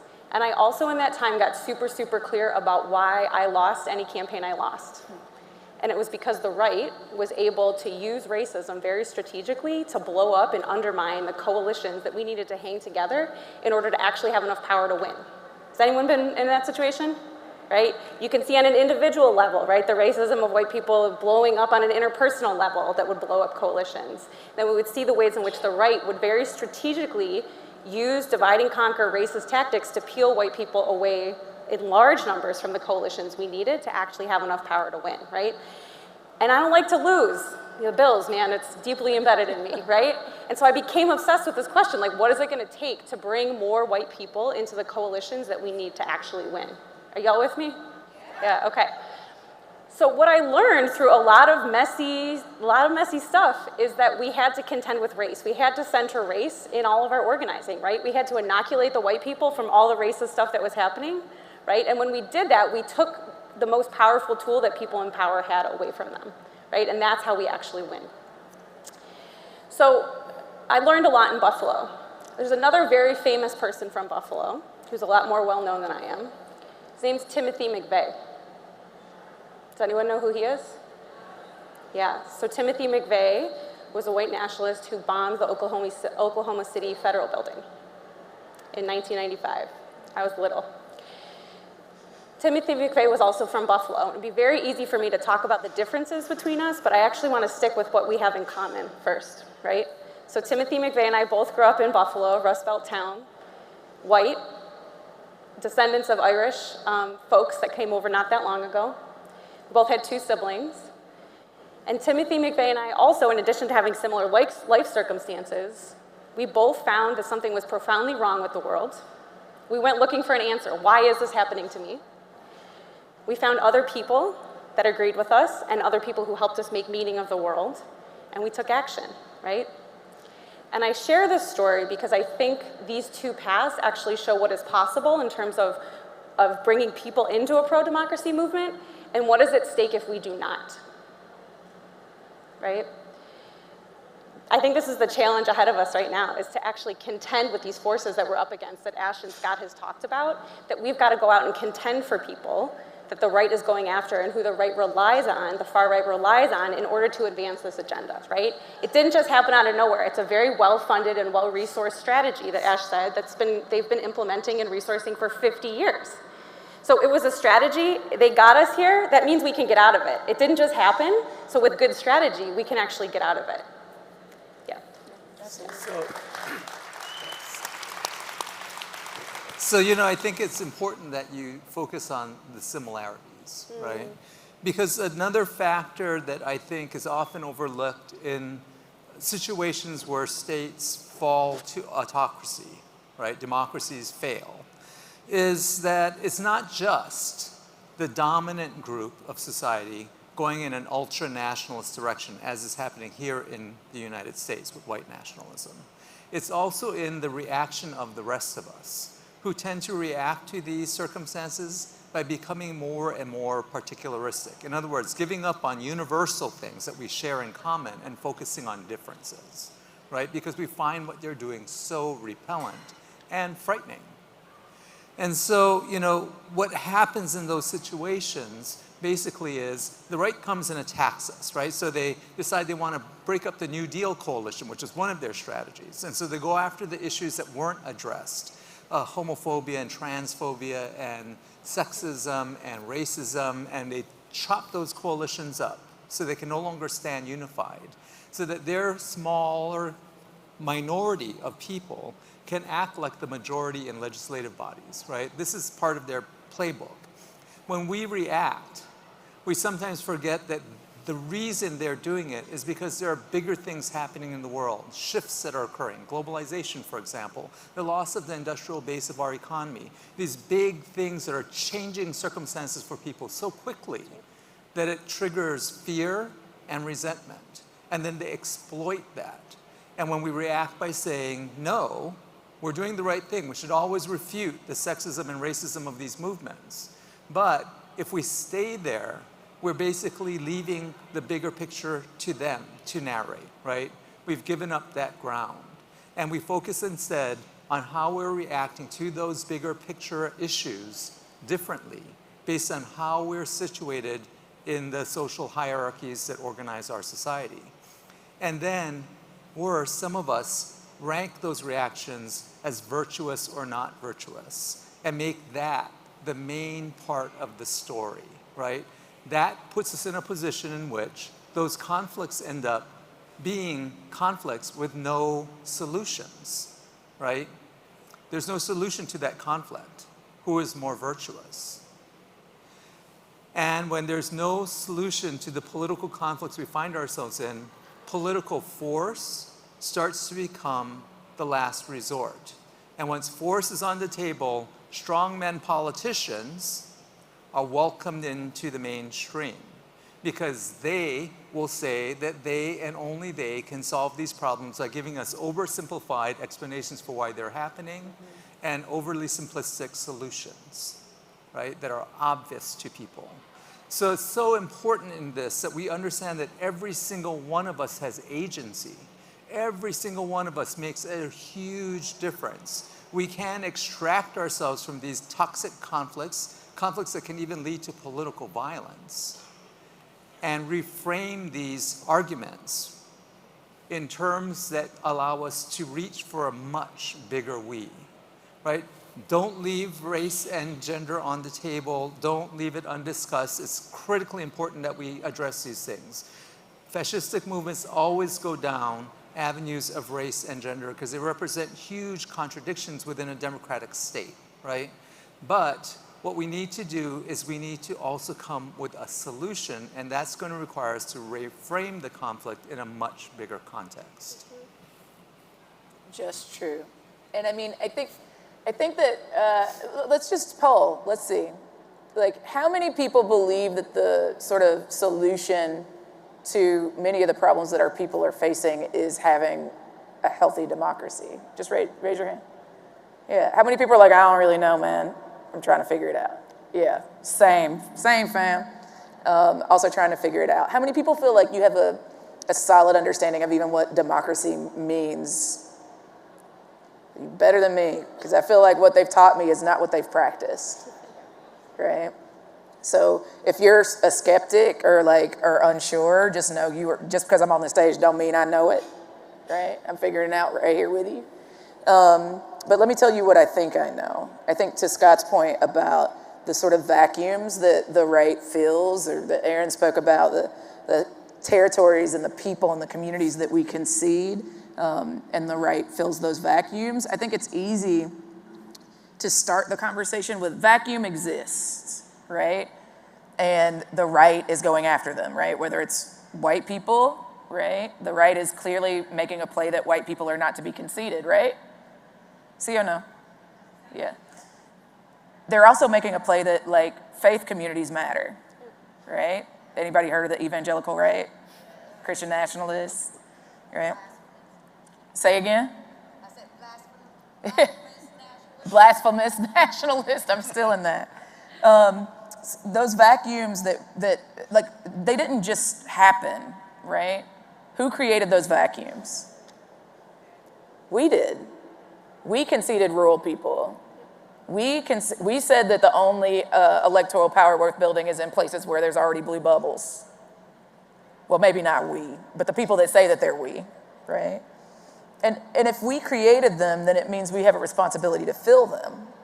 And if we're going to fill them, then it means that we're going to say that those human lives are important to us being able to practice democracy. And when I say democracy, I mean like we can self-govern, right? We can make decisions collectively about the well-being of the people in the place that we live, right?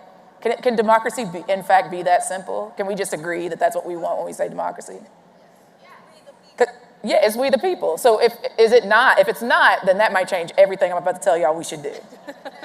But if we can agree that democracy is basically simple, that people where they live can collectively govern themselves, then maybe that should influence, the function of that should influence the form of our movement, right?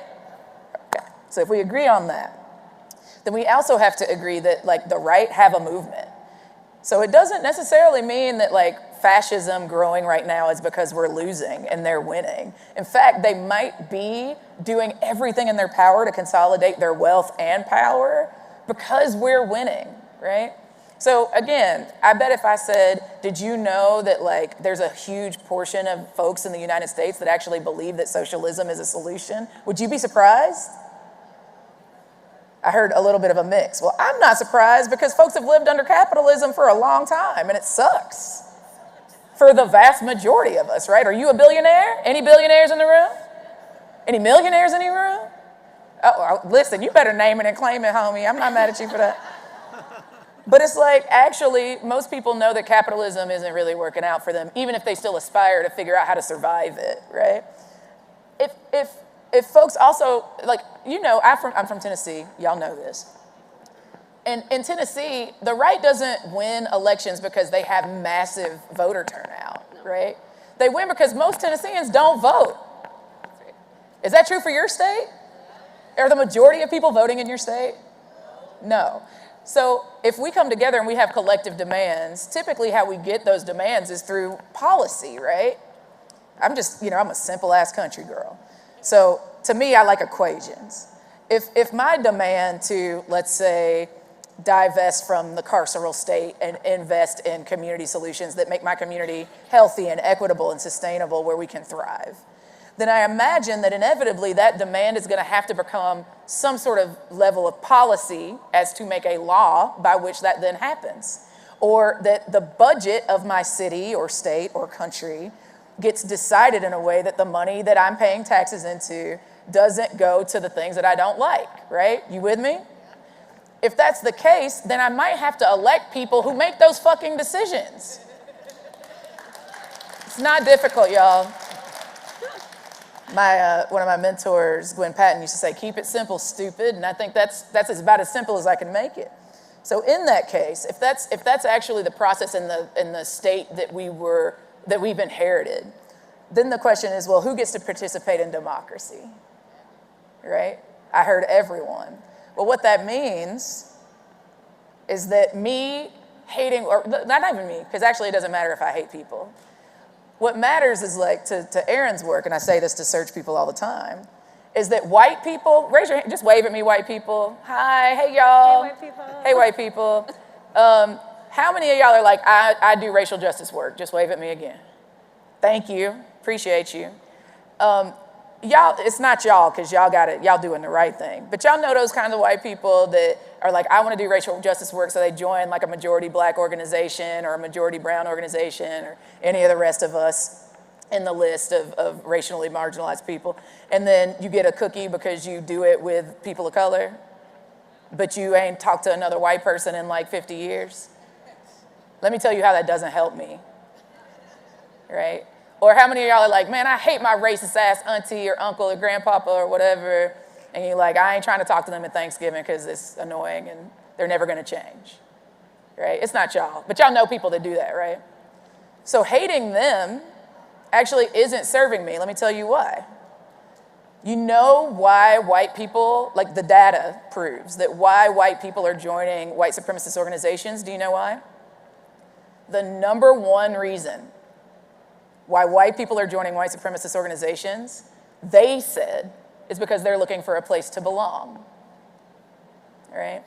So your concession of them is also creating a vacuum, right? If I was talking about the black men that voted for Trump in the double digits, right? I would argue that they probably would say the same thing. Something similar, right? For all of the people that we conceded that aren't in these chairs, that are probably literally right outside this building, are not here because they probably don't know that they belong here. So if we're gonna build democracy, I think there's also a question about for who, right? And if it's for marginalized people, I'm about that life. But I think we're gonna be very confused if we think we win and the right just disappears, right? Not in my state. I'm not the majority in my state, right? So if I'm actually gonna fight for democracy, we're gonna have to be able to get comfortable living in the juicy contradictions of what it means to self-govern with people who actually adamantly disagree with us. If we can't do that even inside of our feminist movement, we're gonna have a really fucking hard time of doing that with the regular people outside of it. Last thing I'll say. I got a story about that, Ash. Last thing I'll say, let me say this, Okay, and I'll shut okay. up. It's like, to do that will mean that we need to be, again, we gotta get used to those juicy contradictions, right? It's like, we're gonna have to be honest that we can't have one narrative for everybody, right? We're gonna have to get comfortable with nuanced language that is relevant to the time, place, and conditions in which you were building democracy, right? So what you might get away with saying in Buffalo might not be what I can say in Chattanooga, Tennessee. What folks can say in Atlanta, Georgia might not be what people can say in Valdosta, right? What people can say in Miami might not be the strategy of the narrative that we can move in the panhandle, right? So we've got to be nuanced, we've got to be specific, and we've got to tell the fucking truth that this shit is not easy and it is complicated, right? We've got to build multi-tactical strategies. The day, y'all remember, how many people are like, I've been doing this for like a decade or a couple of decades? Are there some OGs in the room? I see a few of y'all. Y'all trying not to raise your hands because you don't want to be old, I get it. I'm proud to be an OG in the little bit of way that I am. And what I know for a fact, like beyond a reasonable doubt, is that it's going to require multi-tactical strategies. The days, like y'all might not remember this, but back in the 90s, the early 2000s, it was like really cool to be like, I'm an organizer. That's revolutionary. I base build. I talk to regular people. Y'all don't do that, so y'all not about that life. I also was a person that got arrested a lot. I might have some friends in the room that used to do that. It was like a Girl Scout badge that you got in movement. You go get arrested a whole bunch. And that made me a revolutionary because I was willing to go to jail for this shit, right? That made me cooler than the people that did the policy work because they're not revolutionaries. That's some reform shit. But then I realized that the things I was getting arrested for were related to policy demands. So I was like, fuck, I gotta do policy work. So I did the policy stuff. And then the policy people were like, well, but you know, we're better than the direct service people because they're just like giving out hot dogs. We're doing we're changing the state. We're changing the structures. Well, guess what I figured out, y'all? I figured out that we actually need all of it. We actually need all of it. And we all don't have to be good at all of it, but we certainly have to be in relationship with each other to be able to build a multi-tactical series of tactical interventions across a series of strategic hypotheses, right? We've got to do some experimentation. The beginning, middle, and end of the day for me is that if we actually believe in building pro-democracy for the sake of, again, I'm gonna articulate what I want. What Ashley wants is 21st century socialism. And I think that the declarative way to do that is to capture the state, right? And to capture the state is going to require us to do work that we have not always been comfortable with, in particular engaging around electoral justice work.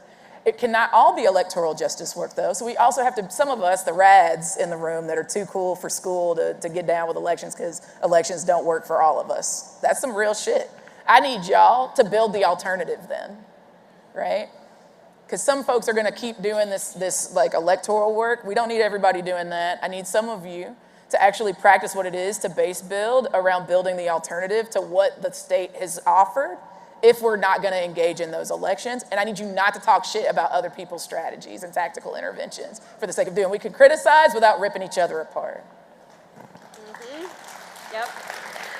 Well, I'm gonna talk about my lane. So I've signed up for the deeply uncool work of organizing white people, right? But it's really important, right? For the reasons we talked about earlier. And I wanna pick up on something you said about white people not conceding their own folks, right? So I went to a family reunion in rural upstate New York. That was pre-COVID, I don't know, time's a blur.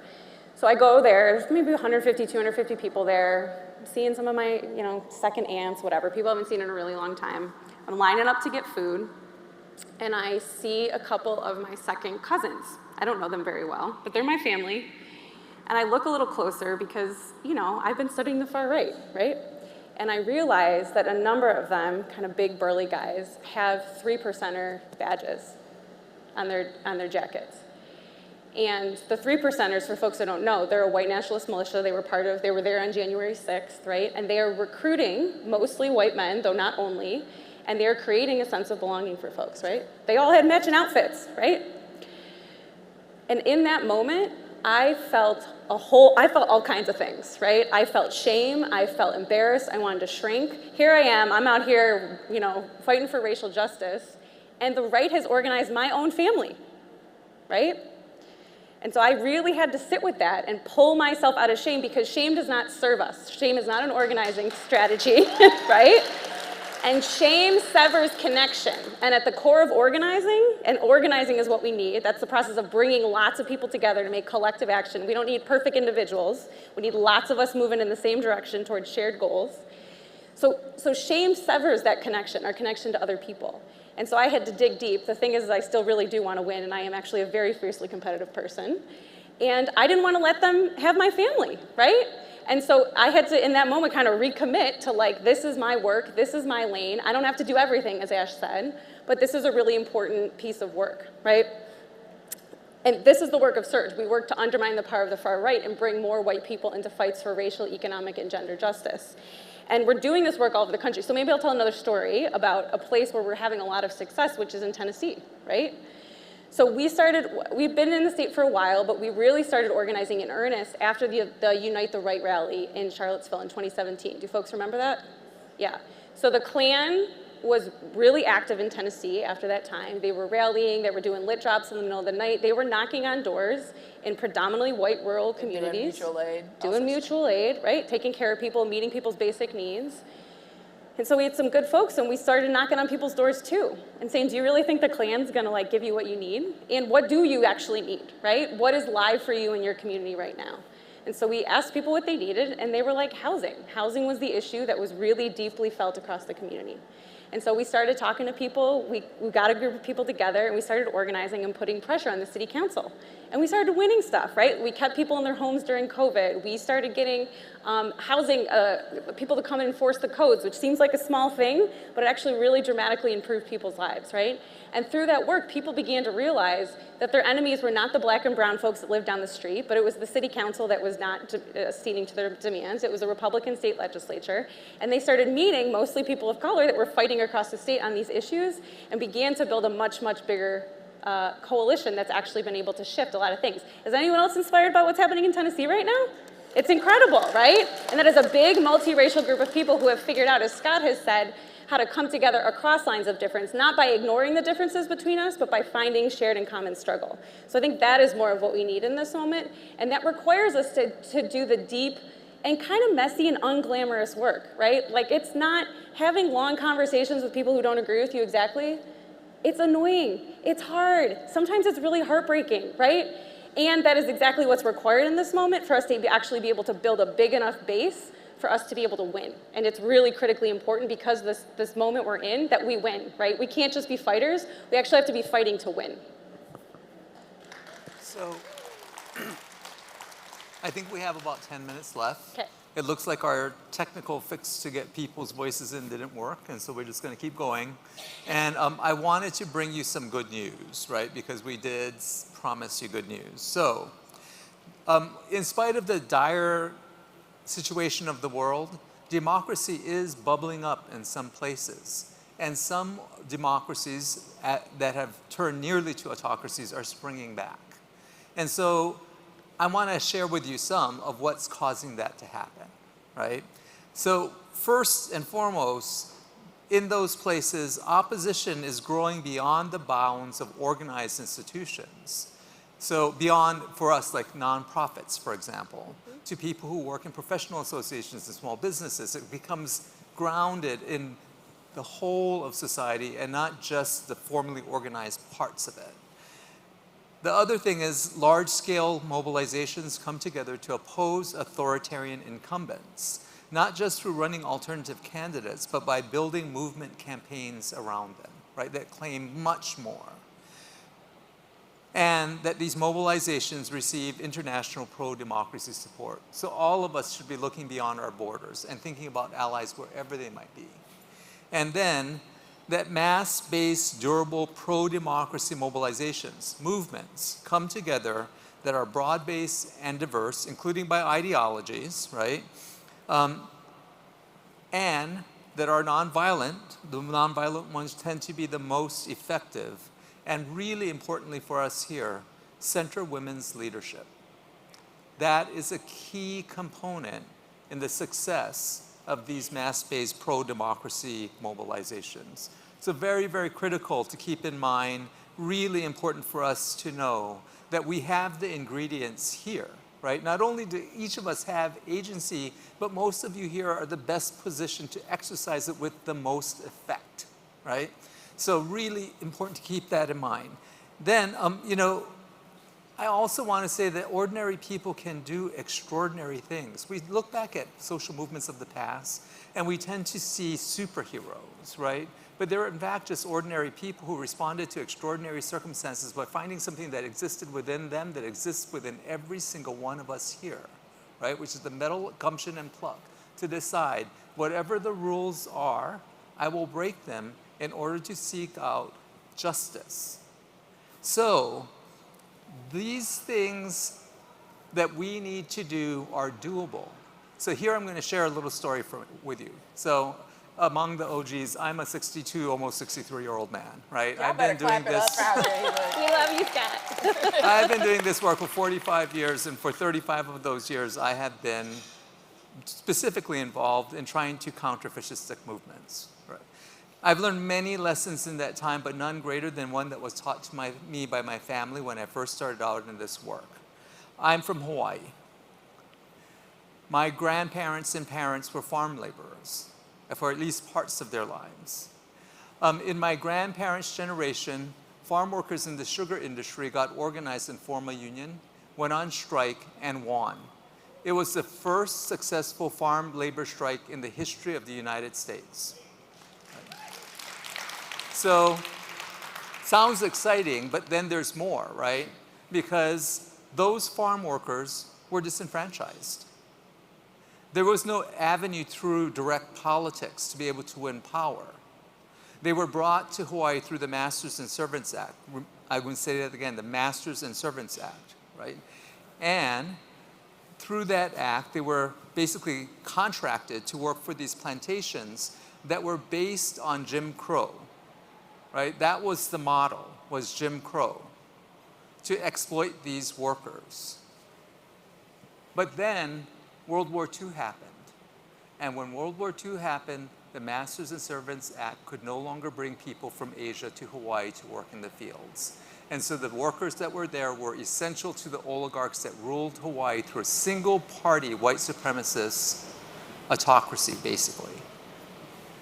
And so they saw their opportunity in these extraordinary circumstances. When people were changing their names from Kyoko to Ethel, or from Toshika to Edna in order to try to seek out safety, they figured out they had an opportunity in front of them because they could not be done without. They could not be shunted away in internment camps. They could not be deported. And so they went on strike. And when they first did, they did so as ethnic unions because there were Filipinos and Koreans and Chinese and Japanese all in the fields. And they had been put in segregated labor camps and encouraged to compete with one another. And so it seemed the most natural way to get people organized would be within those ethnic enclaves. But that didn't work. And so they had to form a class union. And as they did so, things came together and they developed the power to be able to win, right? That union ended up breaking the back of this white supremacist oligarchy. It's not that inequality doesn't exist in Hawaii anymore, but Hawaii is no longer a banana republic because of this, right? Sugar workers were able to organize and improve their lives because they were able to organize across differences and form the broadest-based coalition possible to defeat authoritarian rule. And as they did so, they formed relationships and formed a culture, a rich kind of culture of meaning in which people found themselves to one another and stopped thinking of themselves as distinct so much by ethnicity, but as all one, as locals. People still say that in Hawaii, right? They say they're local people and then they're haules, right? The local people, that origin of that is in that kind of campaign. When you go to Hawaii now and you get a plate lunch at a drive-in, it's a very popular thing to do. It's what Hawaii is known for many people. You'll see that there are different kinds of foods on the plate, from Japan, from Hawaii, from Korea, the Philippines, and Portugal, right? All on the same plate together. It's a reflection of what happened in those fields. But then there's even more than that, right? Because in order for the workers' strike to win, they had to do even more than that. And it's the most unexpected things. Forming alternative banking institutions to get people out of debt to the company store. Forming dance clubs and hunting clubs and fishing clubs and backyard gardening collectives so that they could sustain themselves through the long strike. This was all of what it took in order for them to finally win. So everyone could play a role. Every act made a difference, and that difference is a lasting one. Hawaii is a very imperfect place. Native Hawaiians were brought kicking and screaming into the United States with massive opposition to statehood. And Native Hawaiians have never had their day in court in Hawaii truly, right? But the changes those people were able to make, given their circumstances, are pretty extraordinary, right? So I want you to imagine for a minute what you can do, right? By taking advantage of every privilege you have and joining with other people in order to try to make the most of what all of us have, which is the agency that lives inside of us, to be able to make decisions, to stand up to power, to defy unjust power, and to get organized. So that's my last word. You all should. That's a great last word. I'm like, organized. Yeah, give it up for Scott. That was a great place. We love it. We love a win story. I mean, I think the thing I want to leave us with is an agitation and an invitation for us to be thinking of ourselves as organizers. I think often when we first come into consciousness, right, it's really important that we take a stand, that we pick a side, right, especially for those of us who are white. We need to be clear about what side we're on in this moment. But picking a side is not enough, right? And we cannot let picking a side divide us from where we came, right? The task ahead of us, I think, is to turn back toward the communities that we are from, to bring more of those folks along with us, right? We want to be path breakers. Like when you hike and you're the first one out, like your job is not to just get to the top. Your job is to actually cut a path for everyone else's behind you. You bet your ass you better be looking and making sure people are coming with you, right? We're not going to bring everyone along. I'm not going to bring my 3%er cousin along with me, but I can bring the other 150 people that the right has not yet organized along with me. That's my task. That's my lane in this moment. So the invitation is for folks to organize and to not do that alone. There's tons of amazing organizations here. Find somebody and just get started. It will be imperfect, it will be messy, but we need everybody's work, especially right now. Absolutely. I'll be quick because I know we're at time. I want to pull in some of my brilliant friends' thinking, because really anything that I know I learned in community with some of the smartest people that I know that are trying to save the world every day. So I want to tell you things that I think my friends would say, like my best friend Em Adams, who would tell you to do the work of meeting people's material needs directly, right? Meet their needs directly. We're not fighting for something that's abstract, y'all. And if we keep talking about it like it is abstract, we will never, ever, ever build the kind of people power that we need. Can you do that? If you can't convince me with a yes, then you certainly ain't gonna do that shit out there. Are you gonna meet people's direct needs? All right. Can we build a movement that is not just movement facing? All right. Can we believe that we are the ones that are going to put popular into populism and go on and beat these fascists and be done with it? Yes. Can we promise that we won't wait until we have perfect alignment on every fucking thing? Because if we wait that long, fascists will win. All right. You already heard Scott talk about centering the leadership of oppressed gendered people, particularly women, trans folks, gender nonconforming folks, intersex folks. I would argue BIPOC women, in particular Black women. And when I say, the sound bites of stand with them or center them, I mean actually ask them what kind of support they need and then do it. Can you do that? Can we be, low ego and high impact in this moment? Can you know your role, what gift you have to contribute, and do it excellently with accountability? Okay, great. The last thing that I'll say is a quote from my best friend Tinjiwe McHarris's favorite quote in this season.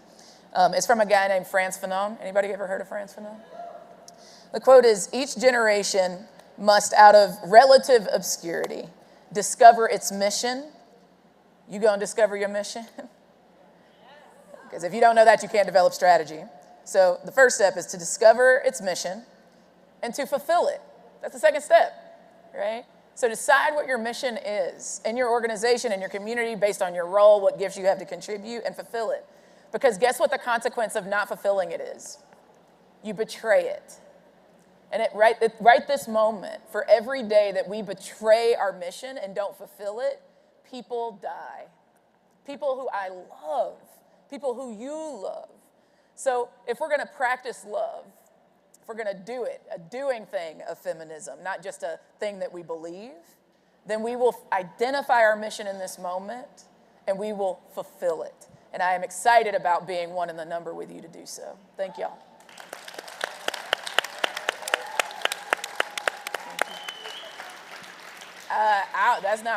That's above my pay grade, comrade. Something that you brought up at the very beginning of this whole thing. You asked the audience if a majority of Wisconsinites voted, and everybody in the room said, no, that's not true. My thing is positive information, factual information, and for Democrats to stop pushing negative bullshit. Yeah.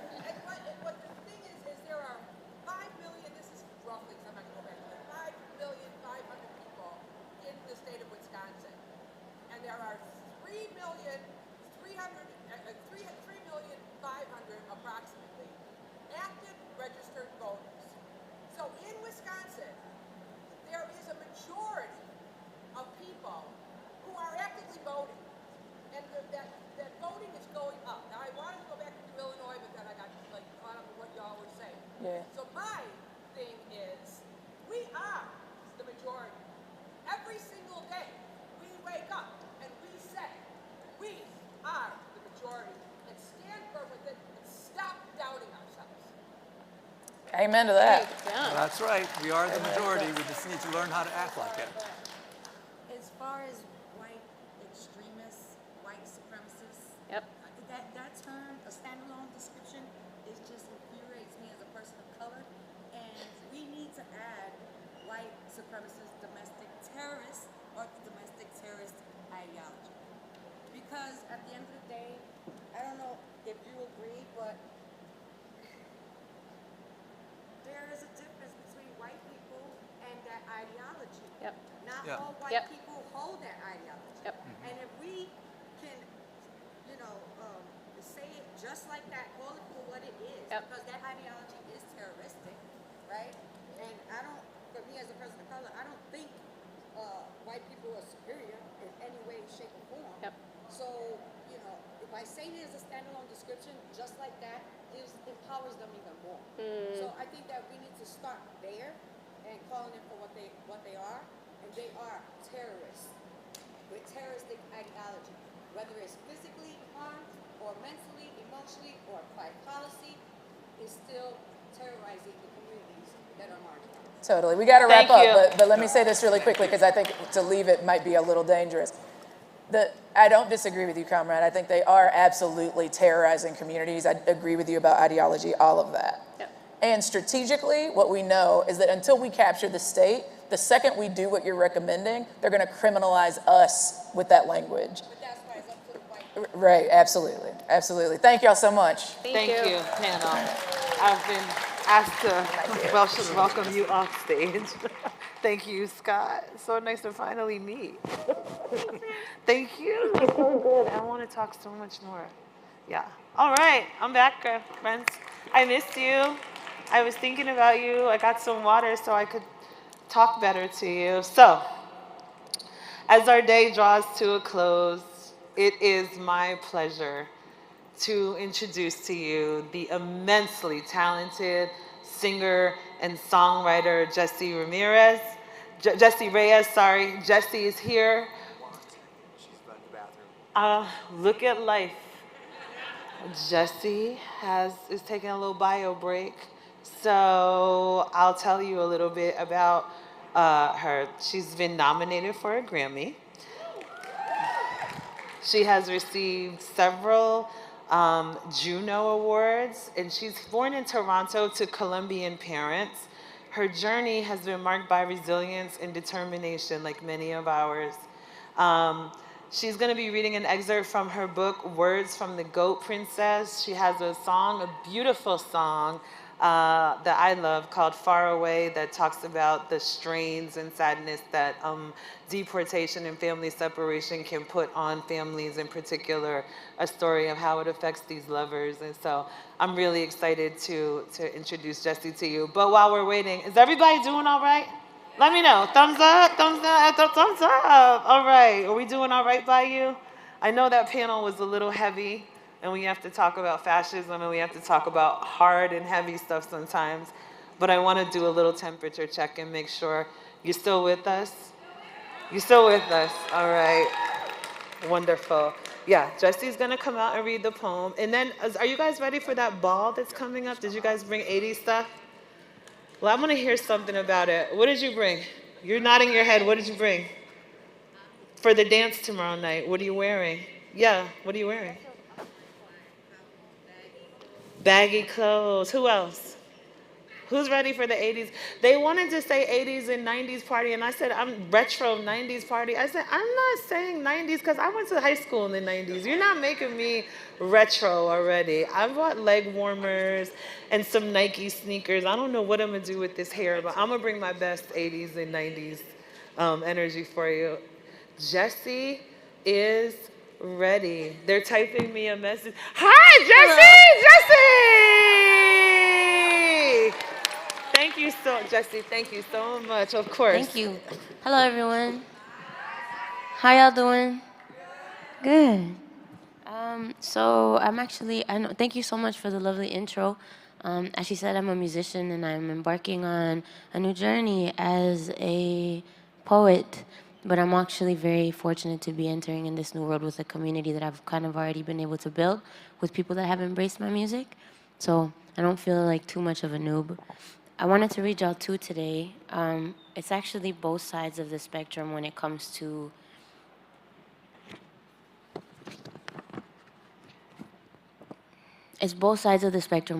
how you feel as a woman in this world. From my perspective, I would love if I could look at everybody and say, yeah, I always feel powerful, I always feel strong, I always feel etc. But it's just not the truth. Especially when I was younger, there was moments where it was very low, and sometimes there's moments where they are still very low. But what's nice is that those moments, I think, are there to make your skin thicker. So the first one is called Bitch. She does not wear tight clothes when she is out alone. She wears her t-shirt like it's armor.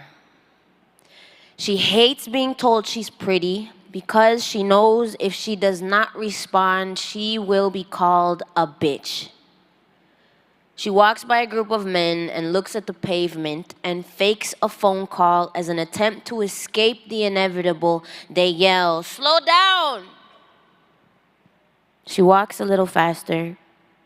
Her spine tenses. "Bitch!" She ignores them. "Why don't you smile more?"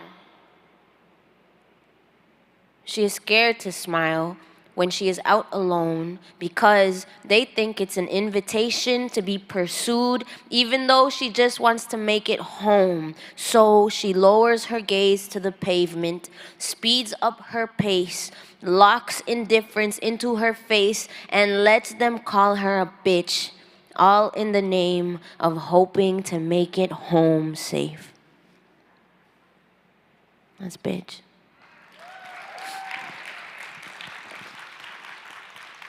Thank you. Before I do my last poem, I want to take a moment to acknowledge Brock Tessour. Her name is Eloise. She's actually an illustrationist from France.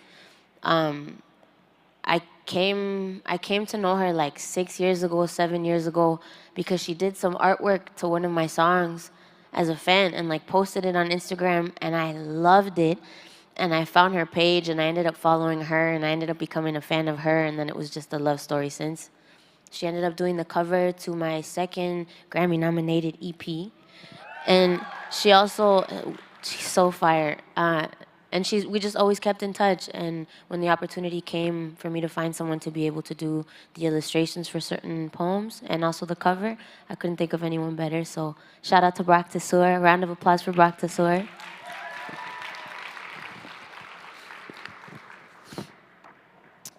Wait a minute. I can't not show y'all the illustration for Bitch. How close? No, I guess you can't really see it that good. Oh, there. Great. That well. Is she not fucking talented? Yeah.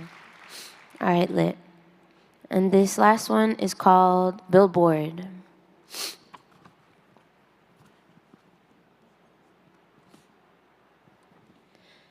Being born a woman. Being born a woman is being born walking uphill, so instead I dance a waltz up every mountain I climb. Being born a woman is being scared to be too proud, so instead I smile with my head high and say thank you as if the accolades have been longing to be home. Being born a woman is delicately tiptoeing around the egos in the room, so instead I sit boldly in my purpose because I am the perfect fit. Being born a woman is a convoluted mix of gratitude and fear, as she's the only woman at the table, so instead I honor the sisters before me and burn down doors just to let my younger sisters in. Being born a woman is being told to wear a bra to keep the pious public comfortable. So instead, I honor my breasts with the freedom of a thin white t-shirt at church. I dance barefoot up the snow-covered summit just to smile in the face of the oppressor, and when my audacity triggers blood into his cheeks, I wink. I wink, for I know men are afraid of women who are not afraid of them. Thank you very much, y'all. My name is Jessie Reyes. Thank you guys so much for having me, and have a great day. Bye, everyone. Thank you. So much. Man, give it up one more time for Jessie, please. Aww. You felt that, I can tell. So, if you were just as inspired by Jessie as I was, you can actually show her some love. She signed some books for us, just for us, Women's Convention attendees, and you can purchase one in the Women's Convention bookstore that's hosted by the Feminist Book Club in Social Justice City. Social Justice City will actually be open until 7 p.m. tonight. So check out the vendors, shop small businesses with our partners, and stop by the protest sign making station to make a sign of your own that you can take home. I want to encourage all of you to be adventurous. Get off the property if you want to, if you feel like it. Check out the town. I don't know about you, but I'm a leave the resort kind of girl. I'm like, I want to know what's going on in this city. So I'm recommending that you do the same thing. There are restaurants, women-owned, black-owned businesses that have some actual deals in store for us in and around Milwaukee. So please go around tonight. You'll have a chance to explore. There's some great ideas for dinner and exploring the city in the Women's Convention website. So again, that QR code on your badge, you can scan that, and that will take you to the local Milwaukee guide, where there's places to eat, there's bars, like I said, women-owned businesses, and even some special deals that are just for us. Tomorrow, I'll be back with you again. Like I said, you got me. We're locked and loaded all weekend, and we are going to come back for an incredible day of workshops, conversations, and events. If you haven't registered or you have friends and family coming, registration in Social Justice City will open at 8 a.m. tomorrow, and we will kick off on the main stage at 9:45. Can we say that together? What time are we kicking off? 9:45, and I'm just saying that now before the cocktails start flowing. I'm just saying that now before the hours of the night wear on and you look up and it's some ungodly hour that's not close to your usual bedtime. Just know that you have to be back here with us at 9:45. We're going to be kicking off the show with a local treat. If you're from this area, perhaps you've heard of the Milwaukee Raging Grannies. Okay, all right. Well, I'm excited to see them. They are going to join us and kick us off tomorrow morning at what time? 9:45. That's right. So, in the meantime, please go explore, be safe. If there's anything that we can do for you, please do not hesitate to reach out to the Women's March team. And with that, friends, go enjoy. I'll see you in the morning.